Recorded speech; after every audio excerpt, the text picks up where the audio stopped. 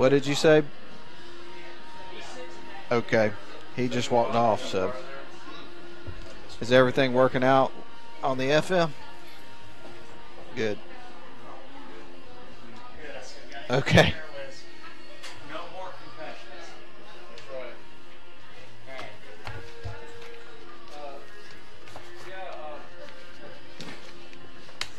Oh.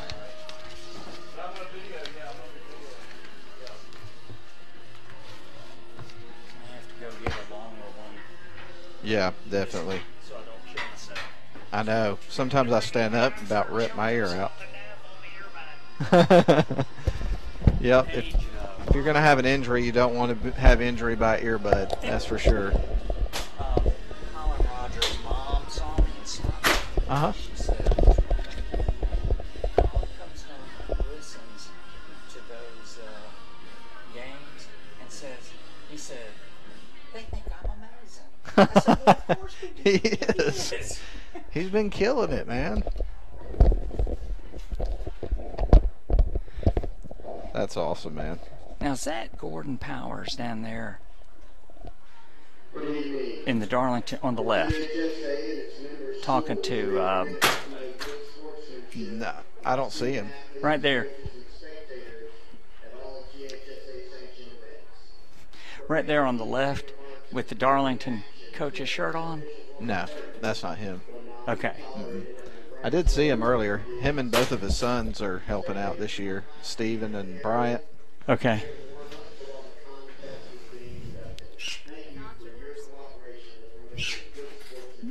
They're in the brown case. They should be at the end on your right.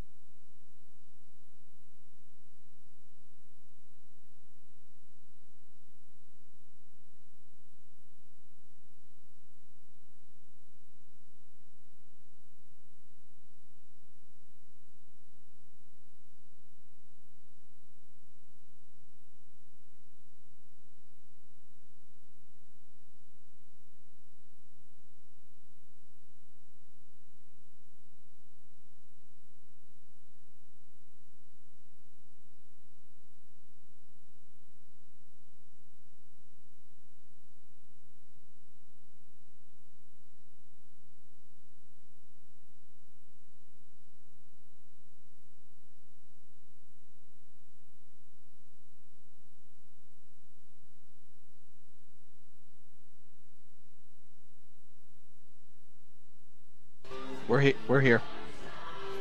Sorry, I muted the mics.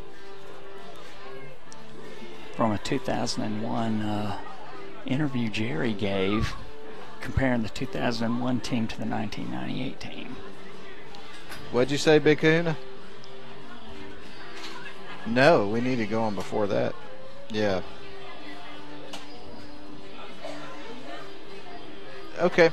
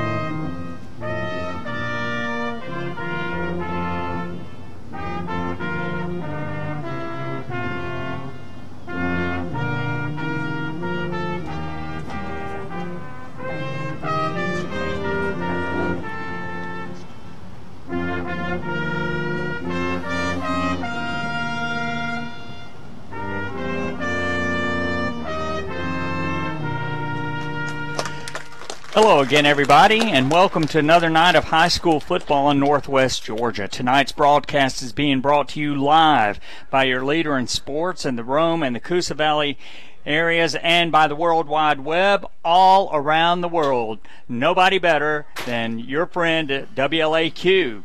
1410 AM, Rome, Georgia. Tonight's broadcast is being streamed live over the internet at WLAQ1410.com.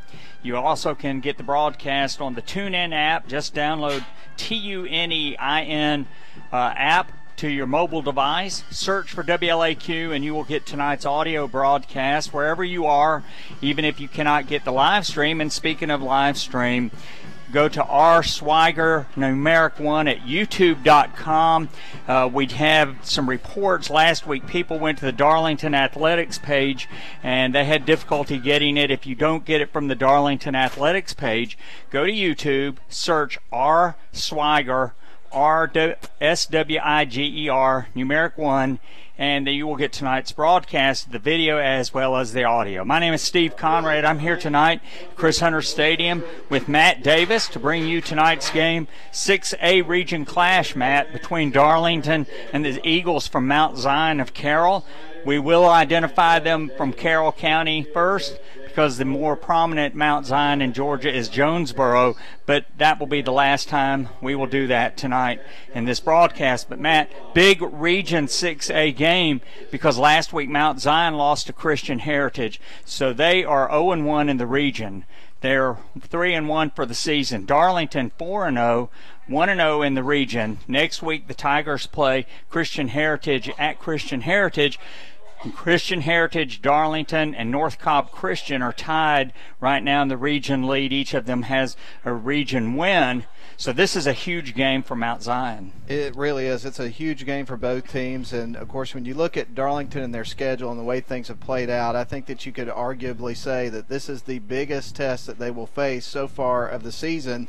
And when you look at the numbers between these two teams, Mount Zion averaging 33.25 points a game, giving up only about 14. Darlington averaging 27 points a game and giving up less than 7. Their defense has been the hallmark of this team.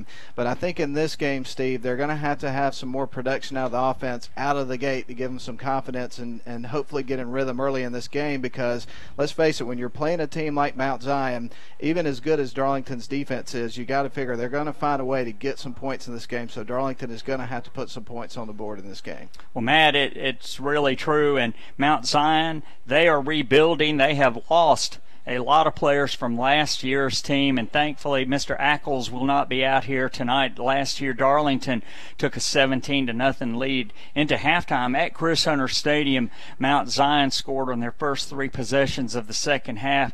The game ended up going in overtime. In fact, Mount Zion has won 3 of the last 4 in the series, but the last 2 have gone into overtime, and Darlington has lost both of those games. So you not only need to come out of the gate quick, you've got to also sustain that momentum. And last year the Tigers had difficulty doing that. No question. Well, I understand that we're having some technical difficulties with our levels right now, so we're going to send it back to the studio, Steve, for a break. So hopefully we can kind of get that worked out. I'm not sure what's going on there, but we'll find out and hopefully get that adjusted. I can hear you, but it's very distracting. I don't understand why, because I've got it half as up as I had it last week. Like, seriously.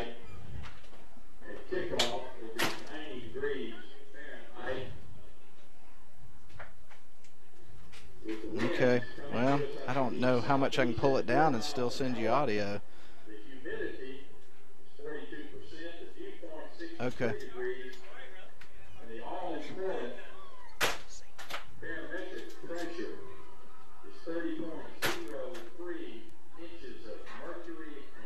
It's not even on. No. I have it completely turned down.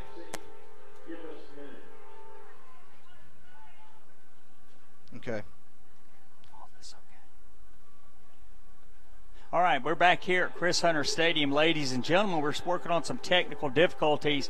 Darlington hosting Mount Zion, and Darlington, Matt, had won the first 7 games in the series, but like we said, 3 out of 4 have gone to Mount Zion, and they come up here tonight. They desperately need a win to stay in the region race or the sub-region race, and but this is one of those games that is kind of tailor-made for the way Tommy Atha coaches and Kevin Hunt sets up his defense. You know, you're playing a team that has some athletes. They've got some speed, but you can make adjustments on defense. Himmelman and Rhett McDermott will be back tonight, although Luke Lewis is going to be out.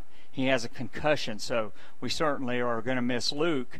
But as we go through the season, this has been an injury season for Darlington, so it's a big challenge. It really is a big challenge, but I think that's been one of the most impressive things about watching this team play. Let's face it, in the second game of the year, they lose their starting quarterback, which was an all-area preseason quarterback, and obviously everybody knew what a big loss that was going to turn out to be, but they've really rallied behind that situation, have done a fantastic job. I think that Frank Manning, he came into a really difficult role, and at the same time, though, he has really grown as a quarterback over the last few games. But everybody's just going to have to ratchet it up a few notches for this particular matchup, because obviously this team is a really, really solid team. And when you look at Darlington, they've taken down Pepperell, they've taken down Coosa, Sonoraville, and Gordon Lee. But when you look at the combined record of those four teams, they're 4-11. And so even though there's some teams in there with a lot of history and some teams that do have some talent, those teams have not performed extremely well. And when you look at Mount Zion and what they've been able to accomplish, in my mind, we mentioned this earlier, there's no question that this is up another level than what they've seen so far. Well, it is, and the only common opponent of the two teams is Coosa. Mount Zion beat Coosa 42-16. Darlington won 21-6. Of course, that was the night Griffin Brewster got injured, which disrupted any kind of offensive flow that Darlington had. But the Tigers still have Colin Rogers and Demetrius Rogers in the backfield, two running backs that can bring it. It doesn't really matter who they're going to play. Colin Rogers has just turned into a really tough runner, mentally tough but physically tough. He'll lean in there when he has to get those extra yards, and of course Demetrius Rogers has that speed. And because we haven't seen Mount Zion and there was no video for us to actually watch, we really don't know about their speed or anything like that. They only have 38 players on their roster, which is fewer than they've had, so it certainly is a rebuilding year. But Matt, it'll all boil down to what it always does. Can you run the football, and can you stop the run? And which team makes the most mistakes and, of course, doesn't have a lot of penalties and turnovers and things of that nature. And going back to Colin Rogers, of course, last week he rushed for 136 yards. And so one of the things that we're starting to see with him is he's really become a guy that you can rely on week out to get you that kind of production. And when you have a situation where you've got, kind of by committee trying to put your offense together in a new situation, you've got to have those pieces on the team that you can rely on. So, and one of the things that you notice about Colin and Demetrius both as the season has progressed, you can see them both really growing into their roles as running backs. It's more than just hitting that hole, but it's reading the hole, sidestepping, and then when you have to get that tough extra yard, he does a great job. Both of them do a great job. So Darlington's very fortunate to have running backs of that caliber. No question. And then, of course, we haven't talked a tremendous amount about, the wide receivers. And really it felt like that Frank Manning and his wide receivers were starting to get on the same page last week, particularly in that first half. I know overall in the game he completed 10 out of 18 passes in the game, but as we mentioned before, he's really taken a few steps forward. So it's going to be interesting to see as you go along throughout the season how they gel with him even more and how he progresses as a player. And, this team has been unbelievable so far, 4-0. If they're able to get a win here, move to 5-0, that just helps them build that momentum even further in their confidence level. So if they can get a win here tonight, I think the sky's the limit in terms of what they can accomplish this year. Yeah, I agree with you, Matt. And the players are coming out on the field because of our technical difficulties. We didn't get the players in, but Darlington captains tonight: Tate Ratledge, Roth Wilcox, Colin Rogers, Tommy Atha, and from Mount Zion, Tyrese Farley, Brendan Spradlin, and Devon Farley. They are the captains. Darlington is going to kick off. So I'm presuming Darlington won the toss, Matt, and deferred to the second half.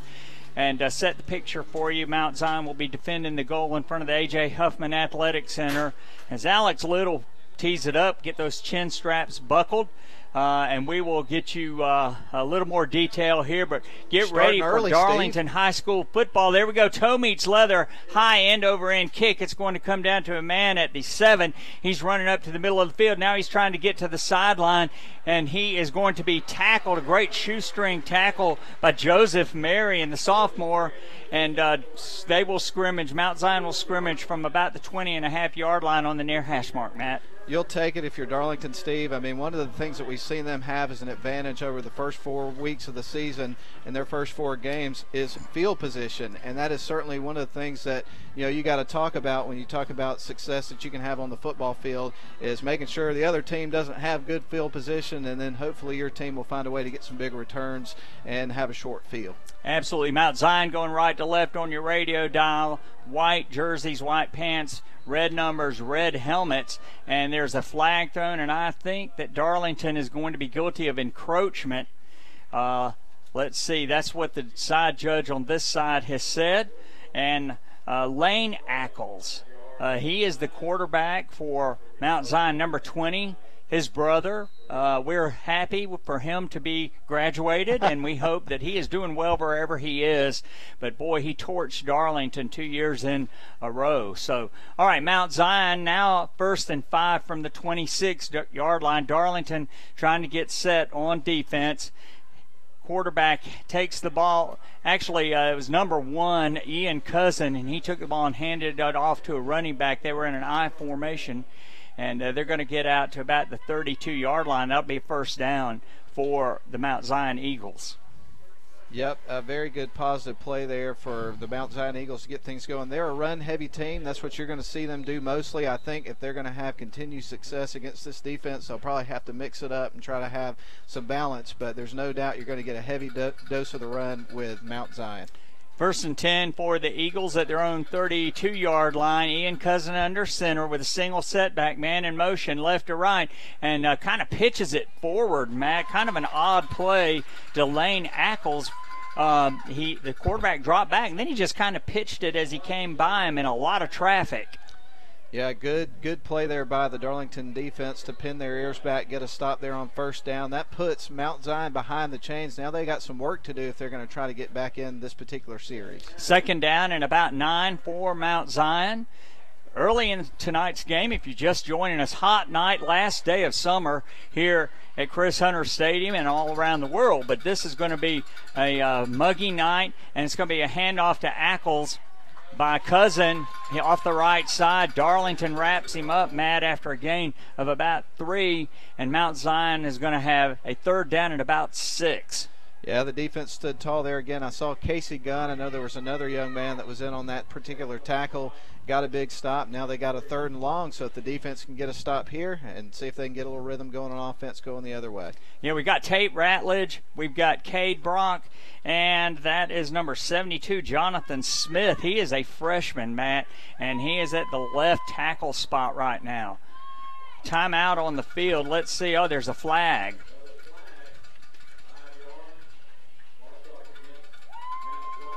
Let's see if did the referee give a signal? Oh, illegal substitution.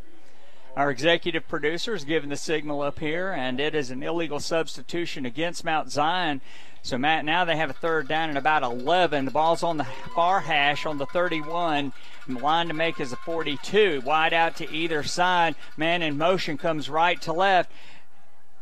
Quarterback goes back. He's throwing down the field. Incomplete over the head of his intended receiver.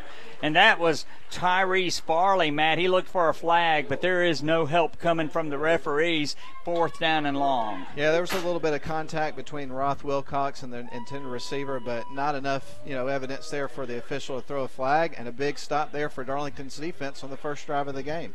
Yeah, gave up 1 first down. Now the Tigers have their first offensive possession coming up, and we have 2 people back for the punt, and Demetrius Rogers is on this side. Matt, I can't see the number of the person on the other side. He's got his shoulder to us. Gunn. Casey Gunn. So the snap, it's dropped. Darlington's got a man on him. Block! That ball is going to roll around. It's fielded in the field of play by Joseph Marion.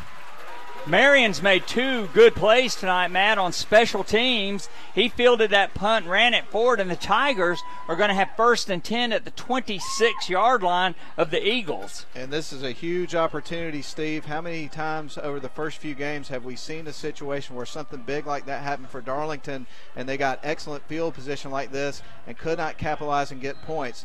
And if they're going to have success against the better teams they face on their schedule, they've got to find a way to turn this into points no matter what. Absolutely. First and 10 for the Tigers at the 26, going left to right on your radio dial. Purple home jerseys. 2 men go in motion. That's Dawson Williams and Tommy Eighth. I think Darlington had the left tackle jump. That was Tate Ratledge, I believe. And across the line, we've got Ratledge, Cade Brock. We've got Jacob Daniel. Colin Cesaro is at the right tackle here. Let's see if we can get the right guard. We'll get that to you. Make sure we get all of these guys. Recognize Tyson Daugherty at right guard here. So the Tigers are penalized 5 yards on a false start, so it's going to be 1st and 15. Beautiful night for football, Steve. I know we've still got these hot temperatures tomorrow, the first day of fall, but it is a gorgeous night. 2 men to either side now. We've got Colin Rogers, and he gets the handle. Colin Rogers just charging through the middle of the line, Matt, for a gain of about 8. And he was split out wide, and then he came in to the right of Frank Manning, took the handoff and charged straight up field, and now Darlington has a gain of 8, and it's going to be 2nd down and about 7. Well, he righted the yards that they had because of the penalty before they started the series, Steve, and now they got a 2nd down and 7 situation, which is a good situation. They got what they wanted out of that play. All right, this is going to be 2nd down and about 7 for the Tigers. Wide out to either side. Frank Manning in shotgun. It's Casey Gunn who goes in motion. And Colin Rogers, he sidesteps a tackler, Matt, and he gets down inside the 20 down to about the 16.5-yard line. He will be just shy of a 1st down. Excuse me, that was Barrick Wade in motion. And I got to tell you, the way that Frank Manning dropped back looking like he was going to pass on that play after he had already handed it off to Colin Rogers, I think that might have fooled a couple of defenders and kind of helped open up that hole that Colin Rogers went through. And look, a 3rd and short. And Matt, it's funny you should say that. Tonight we're honoring the 1998 state championship team, and that team was fundamentally sound, but part of it was their fakes and their ability to get people to chase somebody who didn't have the ball. Colin Rogers grinds in off the left side, Matt, and he's inside the 15 down to about the 13, and the Tigers are in business, and they made up for that penalty. And, Steve, we talked about the reliability of Colin Rogers, and so far in this game, he's made us look like we know what we're talking about, and we do, because this young man is doing a fantastic job. He really is. He is. And it's going to be Frank Manning handing off to Colin Rogers, and 2 Mount Zion people stand him up right about the line of scrimmage, maybe a gain of 1. They got penetration, and they stood him up. And Darlington's going to have a 2nd down and about 9 from the 13. Well, I tell you, Steve, I know that everybody was really surprised when they found out last week that Mount Zion lost to Christian Heritage, but I know Darlington's got Christian Heritage next week. They must be one of the most improved teams around the area. Yeah, they're 4-0, and they've never been 4-0 in their history. Dawson Williams goes in motion, and then Colin Rogers comes back as halfback, and handoff to Colin Rogers again inside. He spins down to about the 10, so the Tigers now are going to have a 3rd down, Matt, and about 6. The line to make is about the 4, just inside the 4. I'll tell you, that time you could tell the defense knew where that ball was going. They zeroed in on Colin Rogers and made a good stop. And again, you have a situation here where Darlington had the short field to start this drive. They have got to find a way to get some points, and you want 7. Yeah, if you need to get 6s instead of 3s. That's right. And so Darlington, all the players are looking in for the play. 3 wide outs to the near side, actually 4, Matt, if you count Colin Rogers in the slot. And Colin Rogers now goes in motion at halfback, and now there's going to be a timeout called on the field. So 7:04 to play in tonight's football game. The Eagles scoreless. We'll send it back to WLAQ for a 30-second break, and then we'll come back for more high school football. Hey, man, are the levels okay now, or do you need me to adjust it some more? His is hot. Okay. Steve's. Okay.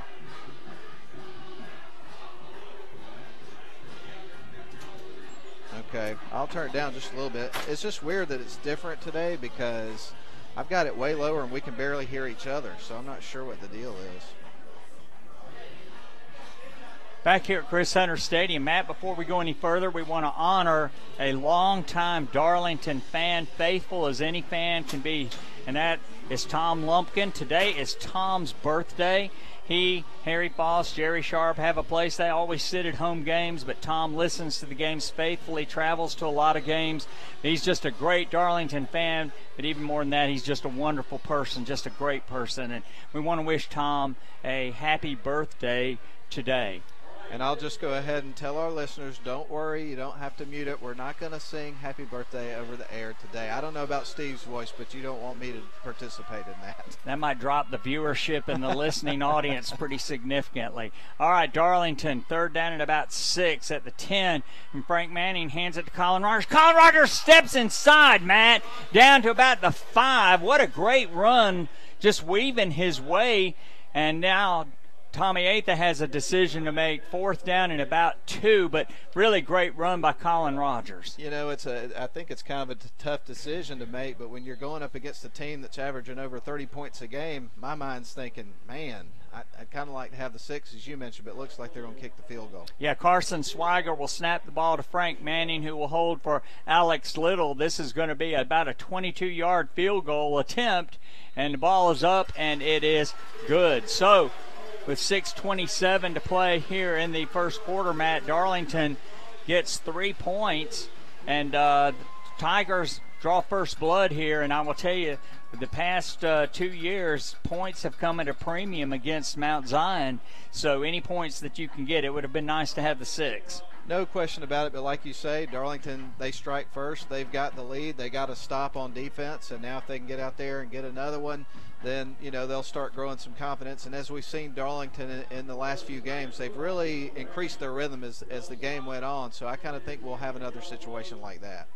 All right, and if you're just joining us, Chris Hunter Stadium tonight honoring the 1998 state championship team. We'll be talking a lot about them at halftime. That was just such a spectacular team, and one of the things is they were so fundamentally sound. You know, they practiced hard, they worked hard, but it was just a fundamentally sound football team, and they made the most of themselves. All right, toe meets leather, high end over end kick, and it's going to come down to Cousin at about the 5. The ball's on the ground, Matt. Yeah, I'm not His sure. cousin ran into the middle of the line. I think he dropped the ball, but Mount Zion did recover. So the kickoff return out to about the 27-yard line, and Mount Zion will scrimmage from there. They've got some good-looking athletes on this Mount Zion team, Cousin being one of them. There's a couple that you can just look at on the field and tell how athletic they are, and then every time the ball's in the air headed their way, you're kind of holding your breath a little bit. All right, and here's something, though, that's so different about Darlington. Tommy Atha and Jerry Sharp both did this. You would never see your quarterback, your starting quarterback, kickoff return. Just never would. You just don't want that player getting hurt out there. Cousin under center, single setback. Wing back on this side, he's rolling to the right. It's just a quarterback keeper from the very beginning, Matt. He just took that ball, tucked it under, and rolled out to his right. And let's see where they mark him out at the 29-yard line, a gain of about 2.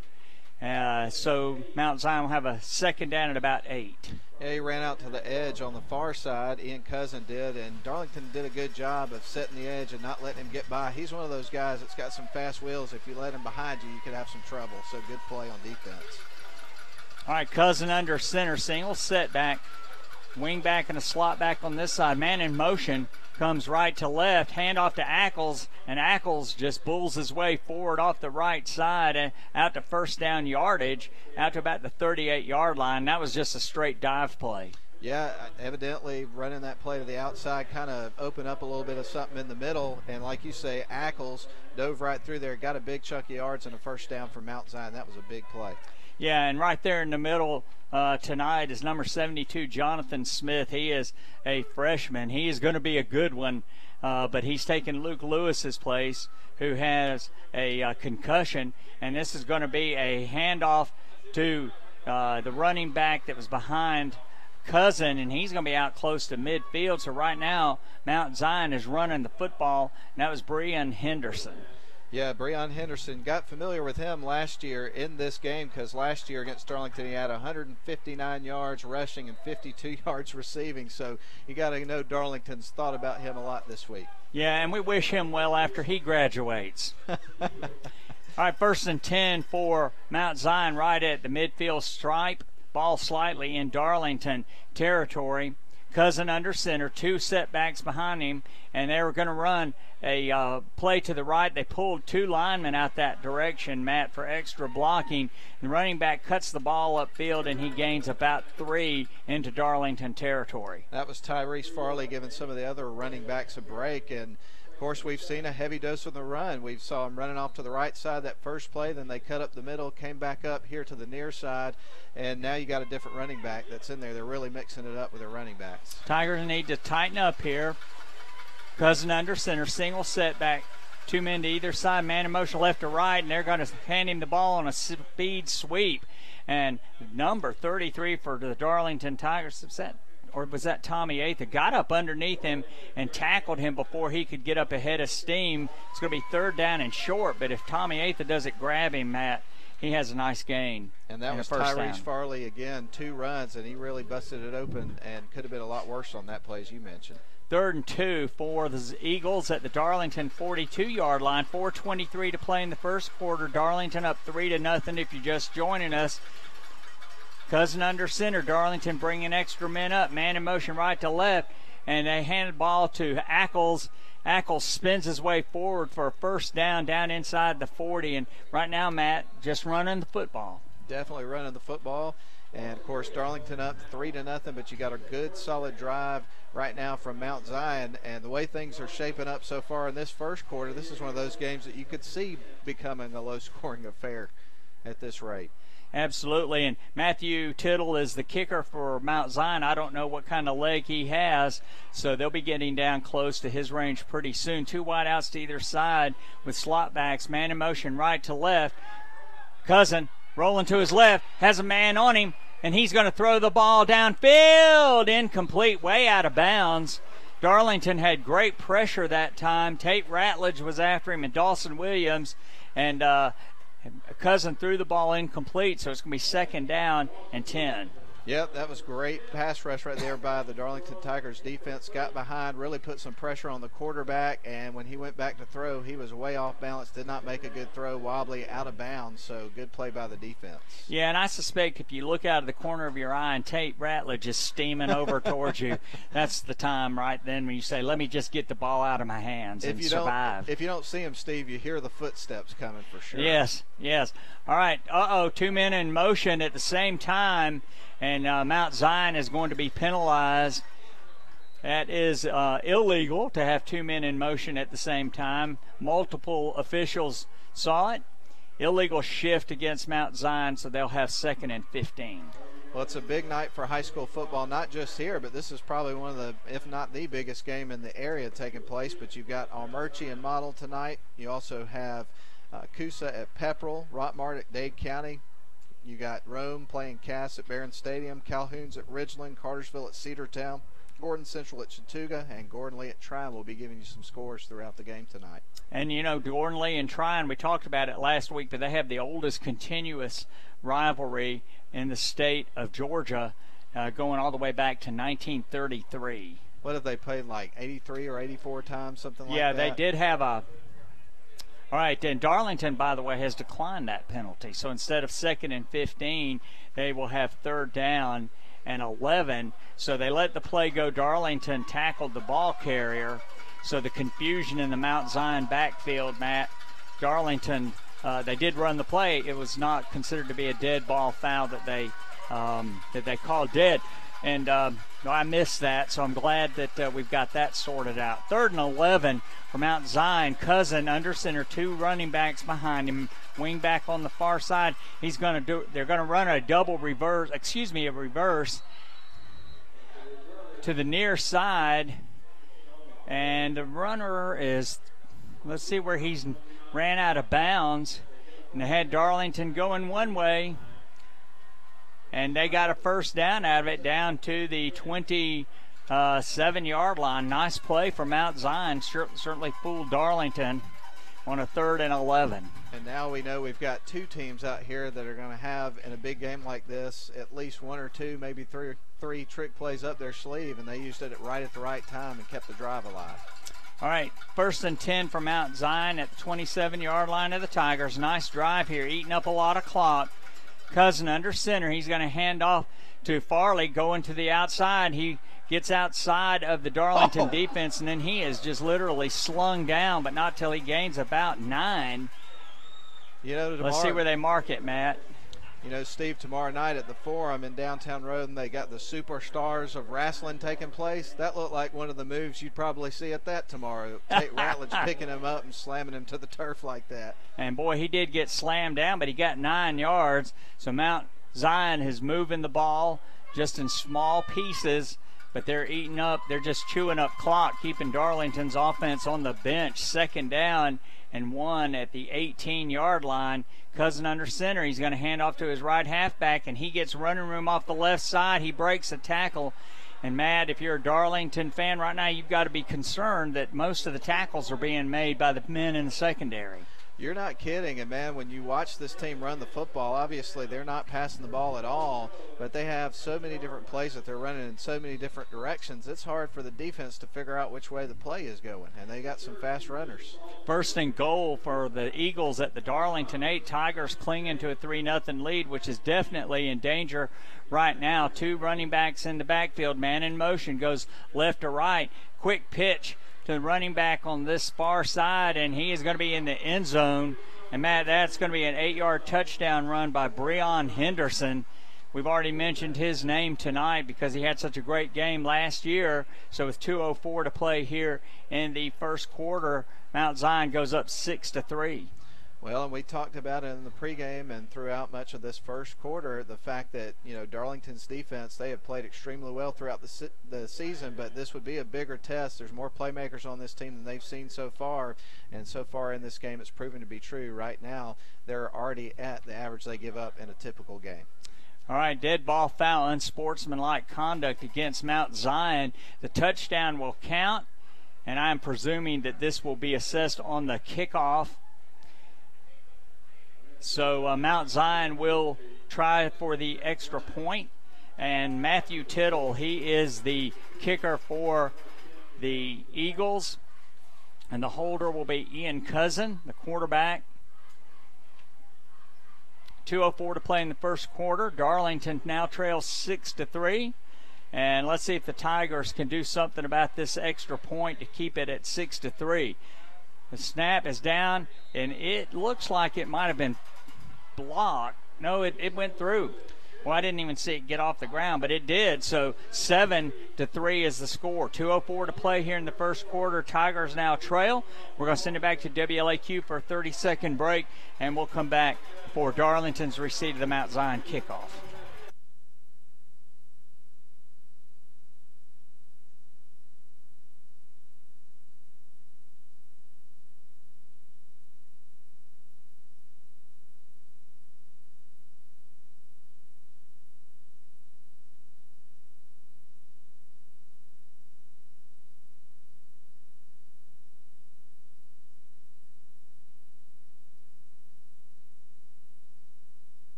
All right, back here at Chris Hunter Stadium, ladies and gentlemen. Matt, that was a 73-yard drive for Mount Zion. One pass, it was incomplete. The rest of it was all runs, misdirection, power football up the middle, and Darlington's going to have to make some adjustments of some sort. There's no question. We got a few quick score updates for you. Calhoun's up over Ringgold 7-0 early in that game. Rome over Cass 14-0. Pepperell over Coosa 7-0.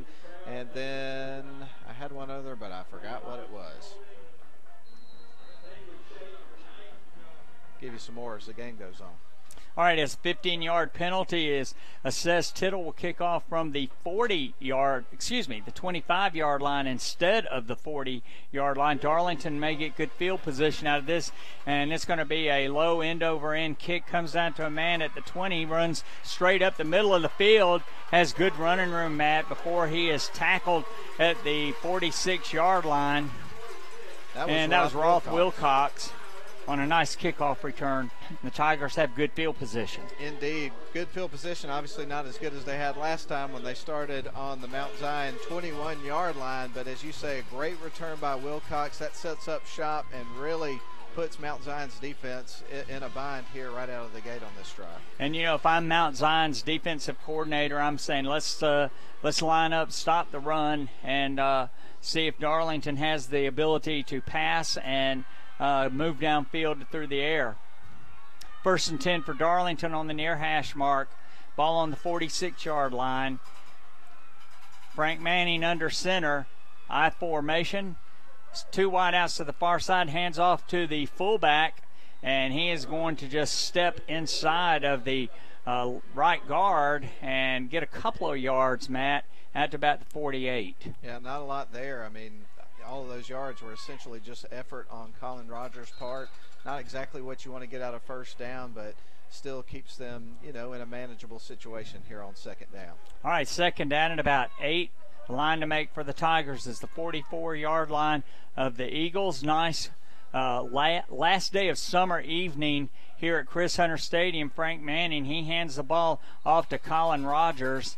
And Demetrius Rogers, he goes off the left side into Mount Zion territory. He's going to be at the 48. So Darlington has a 3rd and 4. Lots of football coverage for you this weekend on our airwaves. Tomorrow's going to be an interesting day because we've got baseball and football. So we'll have the Braves versus the Phillies. Big game there. Can't miss that one. 11:50 pregame, 1:05 first pitch. And then after the game is over, we'll have Alabama, Texas A&M already in progress by that point. All right, 3rd down at about 4. Darlington facing a 3-man front. Frank Manning handed it to Demetrius Rogers, who goes off the right side, Matt, for a big gain down to the 38-yard line of Mount Zion. And, Darlington right now is saying, well, you run it against us. Why don't we run it against you? We've talked about all these great runners, like you say, about Mount Zion. But, man, Demetrius Rogers is one of those guys that he's always a step or two away from breaking that big play. And right there, he got him a 1st down, and there was a second there where I thought he was going to get even more. Yeah, right there next to Jacob Daniel, who's the center. So he's running off of his right or left. Frank Manning in a shotgun. Man in motion comes left to right, and then he stops. Hand off to Demetrius Rogers, who cuts it up inside, just lowered that shoulder, Matt, and spun down to about the 35-yard line. And the referees are calling timeout. There must be a flag on the field. Well, one of the players for Darlington's helmet came off. I know that. It was Tyson Daughtery, so he's going to come off for a play. All right, he's going to come off, and that's going to be the last play of the 1st quarter. So 1 quarter in the books. Darlington trails Mount Zion 7-3. We'll send it back to WLAQ for a 30-second break and come back for Darlington's 2nd down play. Don't go away, ladies and gentlemen. We'll be right back.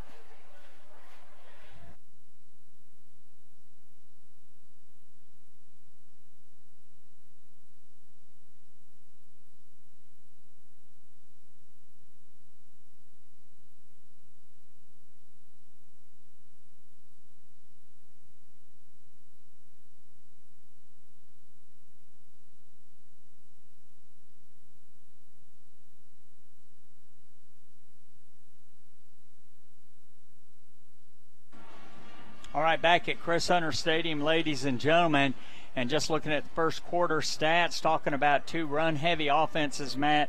Both teams have had 2 possessions, and Mount Zion's run 14 rushes and 2 passes. They're 0 for 2. Darlington, 10 rushes, no passes. Yeah, pretty unbelievable, but you got to figure at some point of this game, Darlington in particular, they threw the ball, I believe, 18 times last week. So at some point we're going to see them turn Manning loose a little bit in this game. So it'll be interesting to see how things might open up in this game. All right, and if you're just joining us, of course, Darlington trailing 7-3 at the beginning of the 2nd quarter. But tonight, honoring the 1998 state championship team tonight here at Chris Hunter Stadium, 20th anniversary, and that team went 15-0. And we'll be talking about some of those games and some of those players. But as we go through those players, people who have been around Darlington football will just look back and say, boy, those guys were spectacular, great heroes, great men. Most of them have done so well outside of high school. And, just a great, great season if you remember that. Absolutely, and I ran into the starting quarterback for the team, Robert Hortman, as I was walking up here, and I could tell how excited and proud he was to be here and be a part of that night and part of that team. Yeah, Robert was just one of the best quarterbacks I've ever seen. He wasn't going to put up the biggest numbers, but he was just so smart and so good at what he did. Frank Manning hands off to Demetrius Rogers, who squirts off a hole over there on the right side with Zazzaro over there and Tyson Darty. And he's going to be down to, Matt, about the 34-yard line. And Darlington's going to have a third down and a long, let's make it a long 4. Well, Steve, it's really good to see, of course, Rhett McDermott dressed out again tonight. I know he had a scare last week with some injuries, and we talked about Darlington hitting the injury bug. And when you have a situation like this in single-A football, you lose key guys like that, and you're in trouble. All right, Darlington's going to run a wildcat. 3 wideouts to the far side, including Frank Manning. Ball's going to be directly snapped to Colin Rogers. And now a penalty is being called, an illegal the referee signaled illegal procedure. The umpire who threw the flag actually signaled illegal substitution. But in any event, it's a 5-yard mark off against the Tigers. So Tommy Atha now has a 3rd and 10 instead of a third down and a long 4. You know, I can't believe we're this far into our conversation, Steve, and we haven't talked about cupcakes at this point in time. Well, we haven't. You know, we've had a lot of things, but we should have. And Honeymoon Bakery icing on the cake player of the game be announced. And Colin Rogers takes a direct snap, and he's going to run off the left side, and that's not going very far. And now the Tigers are going to have a 4th down and about 8. I don't know why it is, but I just all of a sudden randomly start thinking about cupcakes during these games. And I know that some of these young men that are out on the team, Steve, they think about it as well. So let's see who is going to earn it as we go along throughout this process today. Yeah, our winner last week was Frank Manning. Had such a great game up there at Gordon Lee.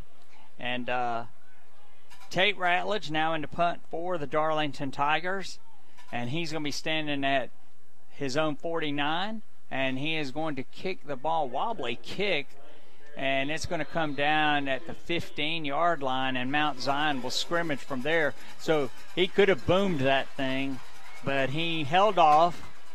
Very daintily done is a good description, I think, and that's just unusual for a football player. It really is, but, you know, when he punts, even when it's not a situation where it looked like it went as you thought it would be, it seems to work out. He's got him pinned inside the 15-yard line.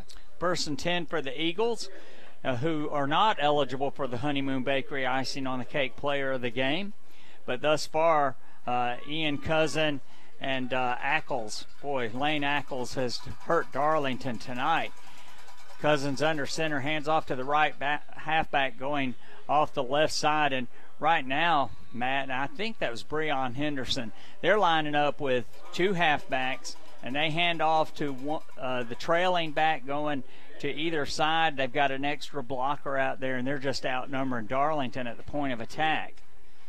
And I'm telling you, Steve, you know, when you look at the way this game's gone so far, each team had 1 possession in the first quarter. One of them for Darlington, they had a second, and it obviously carried over into our second quarter. So, you know, possessions are at a premium. It's going to be hard to get points in a game like this. Absolutely. 2nd down and 2 for Mount Zion, and they're going to hand off right up off the left side, and the running back just keeps running. He's finally pushed out of bounds. Nobody tackled him, Matt, and right now it's like trying to wrestle steers down. Darlington's secondary and linebackers are having to just make every play.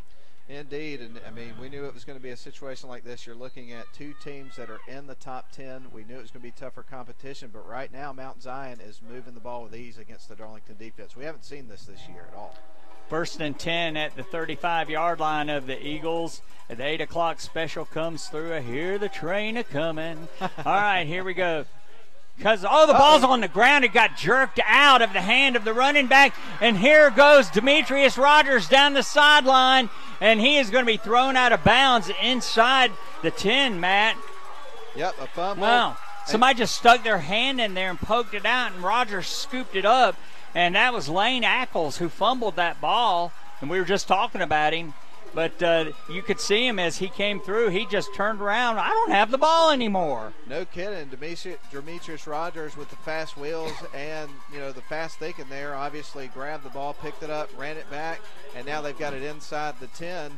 And Darlington has a golden opportunity. Got to get 6 points here. You cannot flounder here and settle for a field goal. First and goal at the 8. Matt, you're right about that.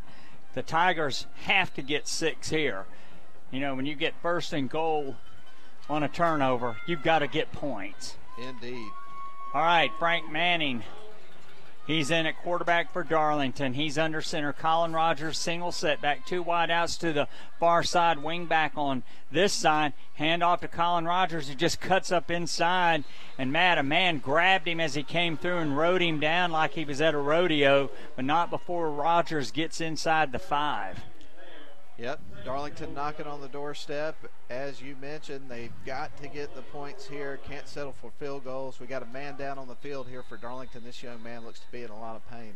Cade Brock coming off the field, and Ted Gardner went in for him. And I will tell you something, Matt, that I read an interview with Coach Jerry Sharp that was done in 2001, and one of the things he noted about the 1998 team was they had no injuries.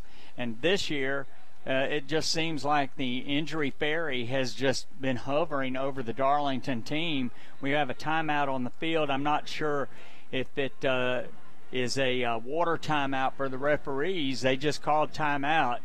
I think it's the young man that's down on the flare. Oh, Cade Brock. He's down. He was limping off, but he's actually down here still on the surface. So, and I did not notice that.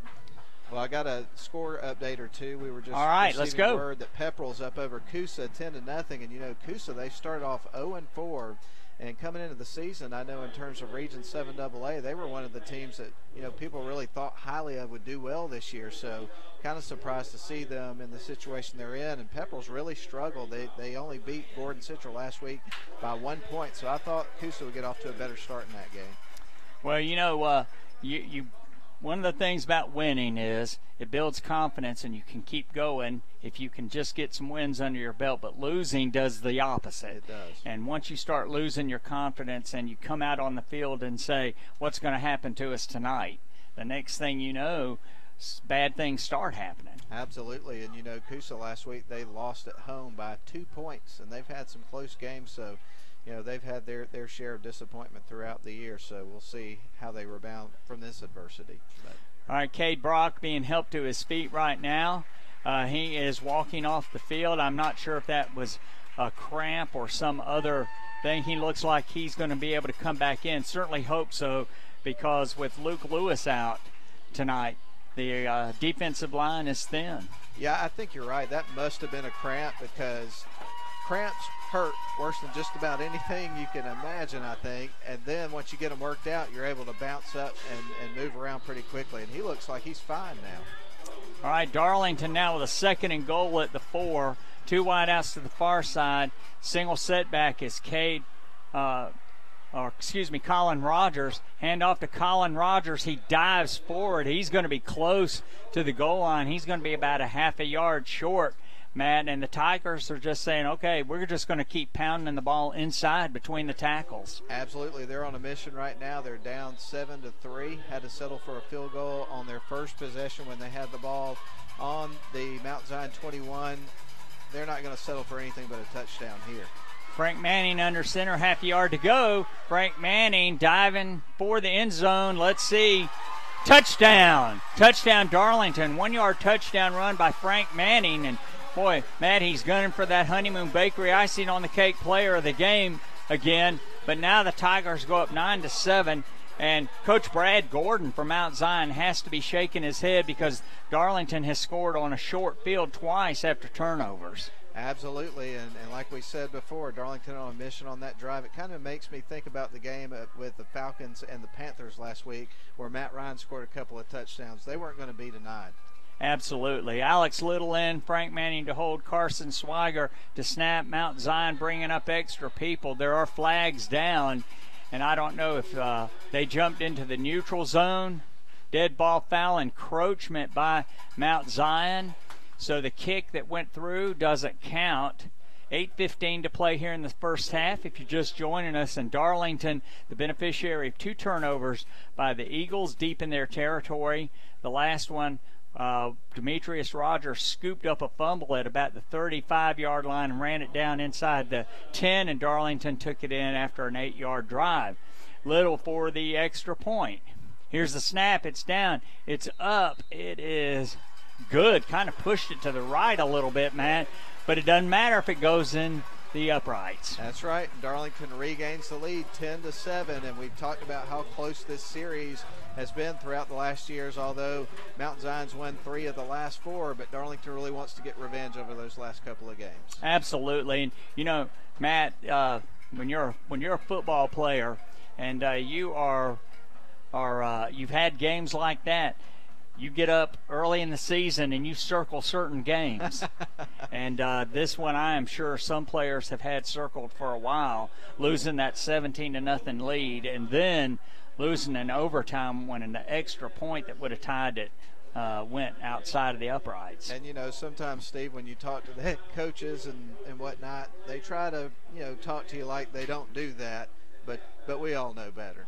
And individual players. Absolutely. Individual players. All right, Alex Little to tee it up and to kick it off to Mount Zion. They have 2 men at about the 10-yard line. Toe meets leather, high end-over-end kick, and it's going to come down to Cousin at the 4. He's running straight upfield, got a head of steam, and he is out to the 35. He's out to the 40 finally. He is grabbed by the back of the jersey by Roth Wilcox and slung down. And, Matt, if Roth Wilcox does not grab that jersey like that, he is gone. Yeah, such fast runners, and when you make first contact with these guys, you've got to wrap them up and get them down to the ground. And like you say, luckily Roth Wilcox was able to grab a hold of that jersey and reel him in. But, man, that was dangerous. That was almost 6. Yeah, and Cousin is limping a little bit. Again, when you have your quarterback returning kickoffs, bad things can happen. He just jogged a little back to the huddle, but this is going to be good field position for Mount Zion. 1st and 10 at the 41-yard line of the Eagles. Cousin, he is under center. He's got 2 wideouts to either side with his man going in motion right to left, and that is going to be Breon Henderson trying to get to the corner. Tigers string it out well. Matt, that's the best play the Tigers have made tonight on a play going to the outside, gain of maybe a half yard. Yeah, finally found a way to contain that speed on the edge. It'll be interesting to see what they do on this next play. Will they come up the middle, or will they bounce out here to the near side? But we'll see what they do on 2nd down. Actually, no gain at all. Ball resting just inside the 41 now on the far hash mark. Darlington up 10-7, 7:30 to play here in the first half. Tigers get the ball to start the second half. Cousin under center, 2 setbacks, hands off to the left halfback coming to the right. He cuts it back into the middle of the field. He's running down the field. He's cutting back to this side, and he is going to have a 59-yard touchdown run if there's not a flag on the field. I don't see one, and that was number 24, Tyrese Farley. And the same play we've been talking about, Matt, they just hand it to the halfback trailing another halfback, and they get extra blockers, and he cut the ball up inside, ran to the far side, came to the near side, and that's it. Yeah, he had 2 or 3 Darlington Tigers that were chasing him down, but unfortunately he had the afterburners turned on, and they didn't have a good enough angle on him to catch up with him at that point in time, so that one was pretty obvious where it was going.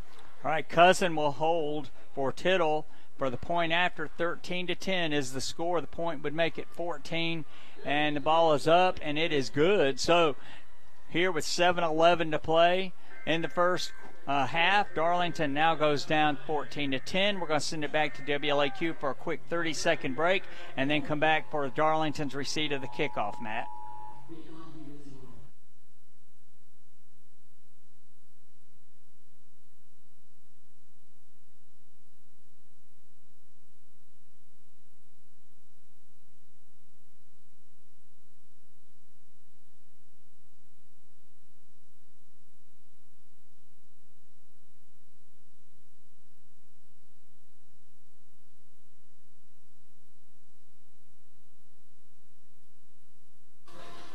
back at Chris Hunter Stadium. Matt, we're all listening to what sounds like some kind of an emergency message, and it turns out that the Darlington sideline is playing that music. We were all looking, thinking, do we have to evacuate? I know, and I've worked at a radio station pretty much my entire life, so I'm very used to that sound. And when you hear that sound, something good is, well, it's something bad's about to happen. Let's face it. All right, let's see if we can get something good to happen here. Darlington now trails 14-10. Tigers 10 points off of 2 turnovers for Mount Zion. Mount Zion with a long grinding drive and then a quick strike on a 59-yard touchdown run by Tyrese Farley. High end-over-end kick. It's going to come down. Oh, that was not played very well. Roth Wilcox finally picks it up, cuts it upfield. He's going up the far sideline. But, boy, Matt, that was some miscommunication by Luke McDermott and Roth Wilcox, and that ball bounced and gave the coverage time to get down there, and the Tigers will be scrimmaging from inside the 20. And I tell you what, Roth Wilcox was lucky to get that ball out to the 16-yard line, because when he picked it up, he was around the 5-yard line, and you had Terrence Tate that was coming in pursuit and missed. Otherwise, that could have been a disastrous situation. Yeah, and he was just apparently just waiting for that ball to roll out of bounds. No kidding.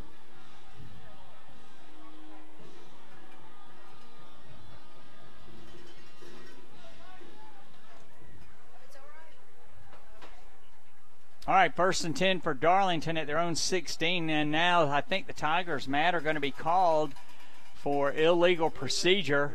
A bunch of guys were leaning. Boy, a lot of mistakes here, mental mistakes in the first half by the Darlington Tigers. Indeed, man, and when you're playing up against a team that's got as much speed as this Mount Zion team has and is here to play, not afraid to play on the road against a good team, can't be making those kind of mistakes and expect a good outcome. Yeah, they're kind of playing a 8-3. They don't have everybody up, but the linebackers are up. They got 3 defensive backs, and it's going to be a run off the right side by Colin Rogers. And now the referee down here is signaling timeout. I don't know if there's a flag down. Rogers, he doesn't get much if he got anything. And the ball's out to the 16. The line to make for the Tigers is the 26. So he gained about 5. Let's see, yes. All right, 2nd down and about 10 for the Darlington Tigers.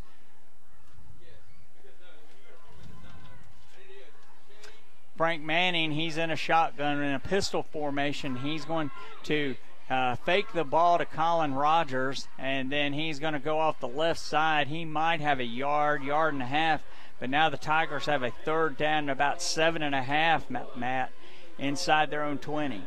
In a very, very difficult spot, and of course if they have to punt from where they are, obviously they're lucky that they have the leg that Tate Ratledge has, but you really want to at least get yourself in a better position to punt if that's going to be your fate on this drive.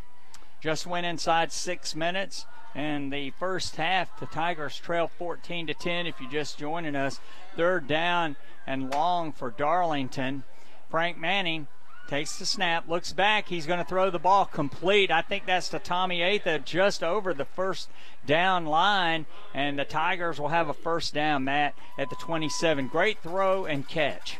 And we knew at some point with the way that Mount Zion plays defense that Darlington was going to have to put it in the air, and they did it at a critical time. It paid off, kept this drive going. Tommy Atha winning the Honeymoon Bakery Icing on the Cake Player of the Game in the first game of the season at Pepperell, and gunning for another one. Frank Manning in a shotgun. Demetrius Rogers is the running back.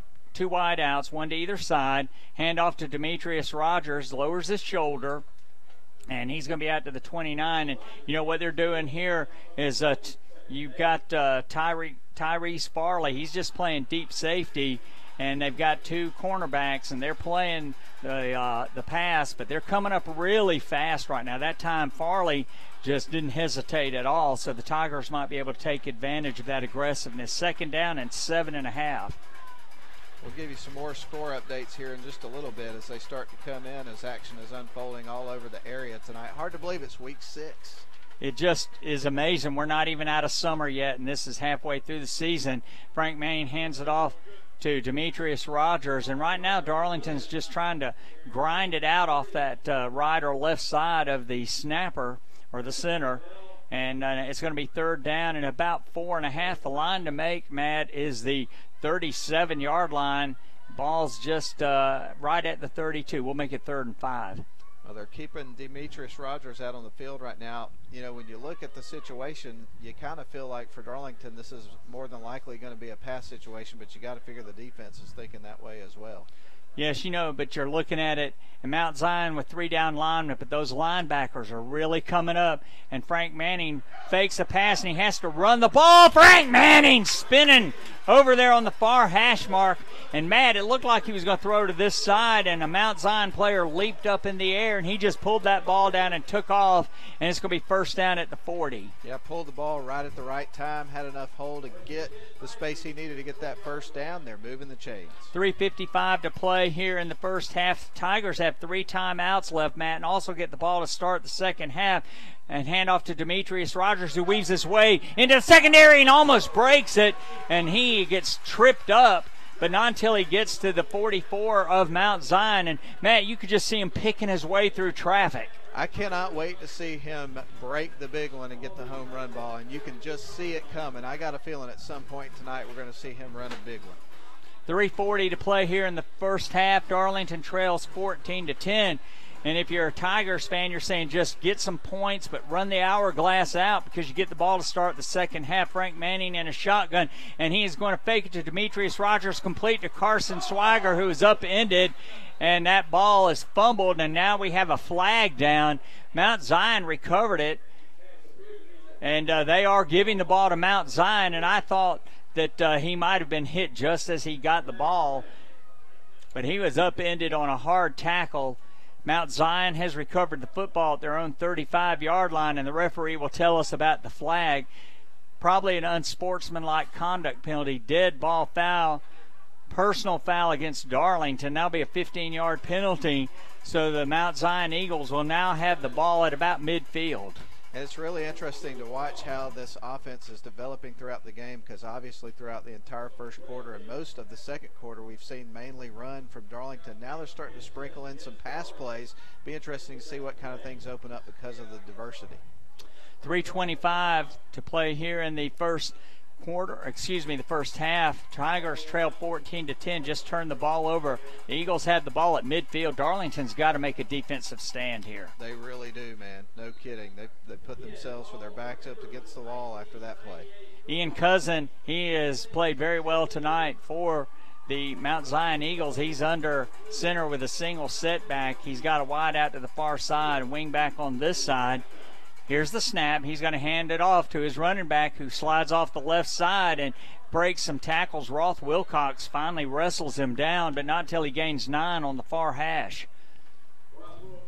Another big play there from Mount Zion, and of course, you know, this has been a situation here. I don't know what their numbers in terms of yardage, but they have just been racking it up all game long. Yeah, they really have, and a Mount Zion player is down on the field, and so there's a timeout here for an injury. So we're going to send it back to WLAQ with 3:08 to play here in the first half for a 30-second message, and then we'll be right back. Keep those chin straps buckled and don't go away.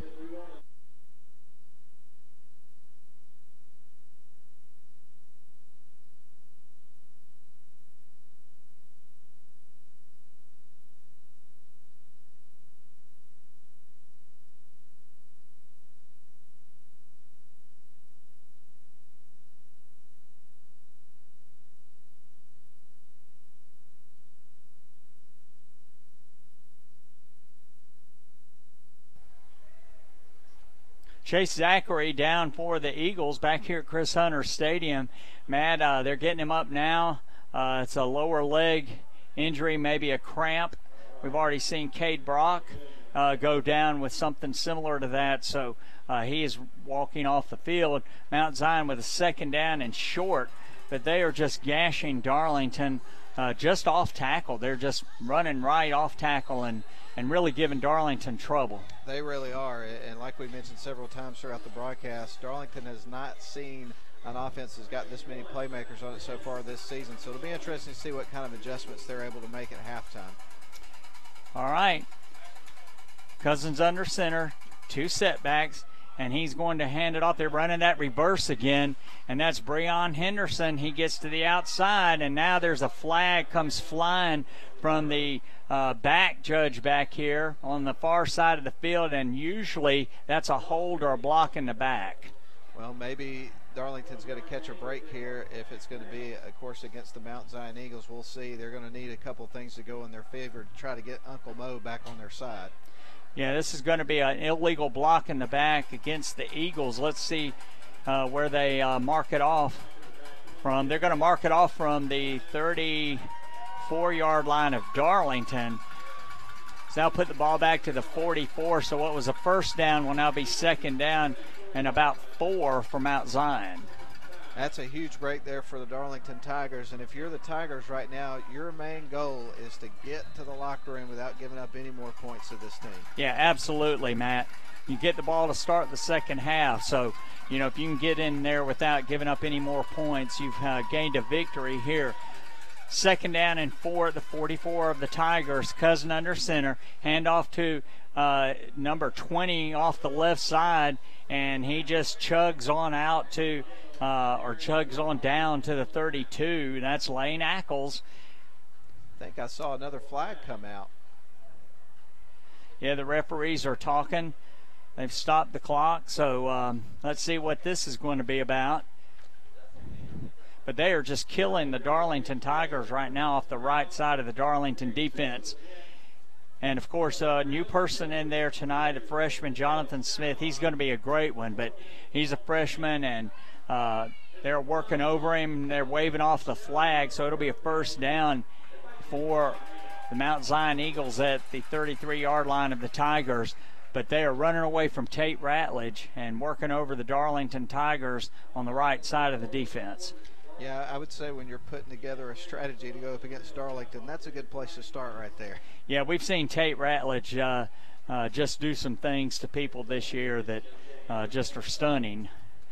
Okay, Darlington now has 4 down linemen. Another man creeping up. He's going to hand off to the left halfback to the right. Tigers had penetration, Matt, but Tyrese Farley was able to cut it upfield.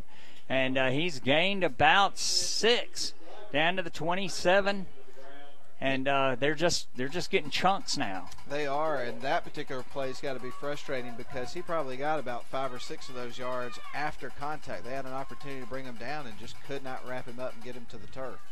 Eagles really have executed very well tonight.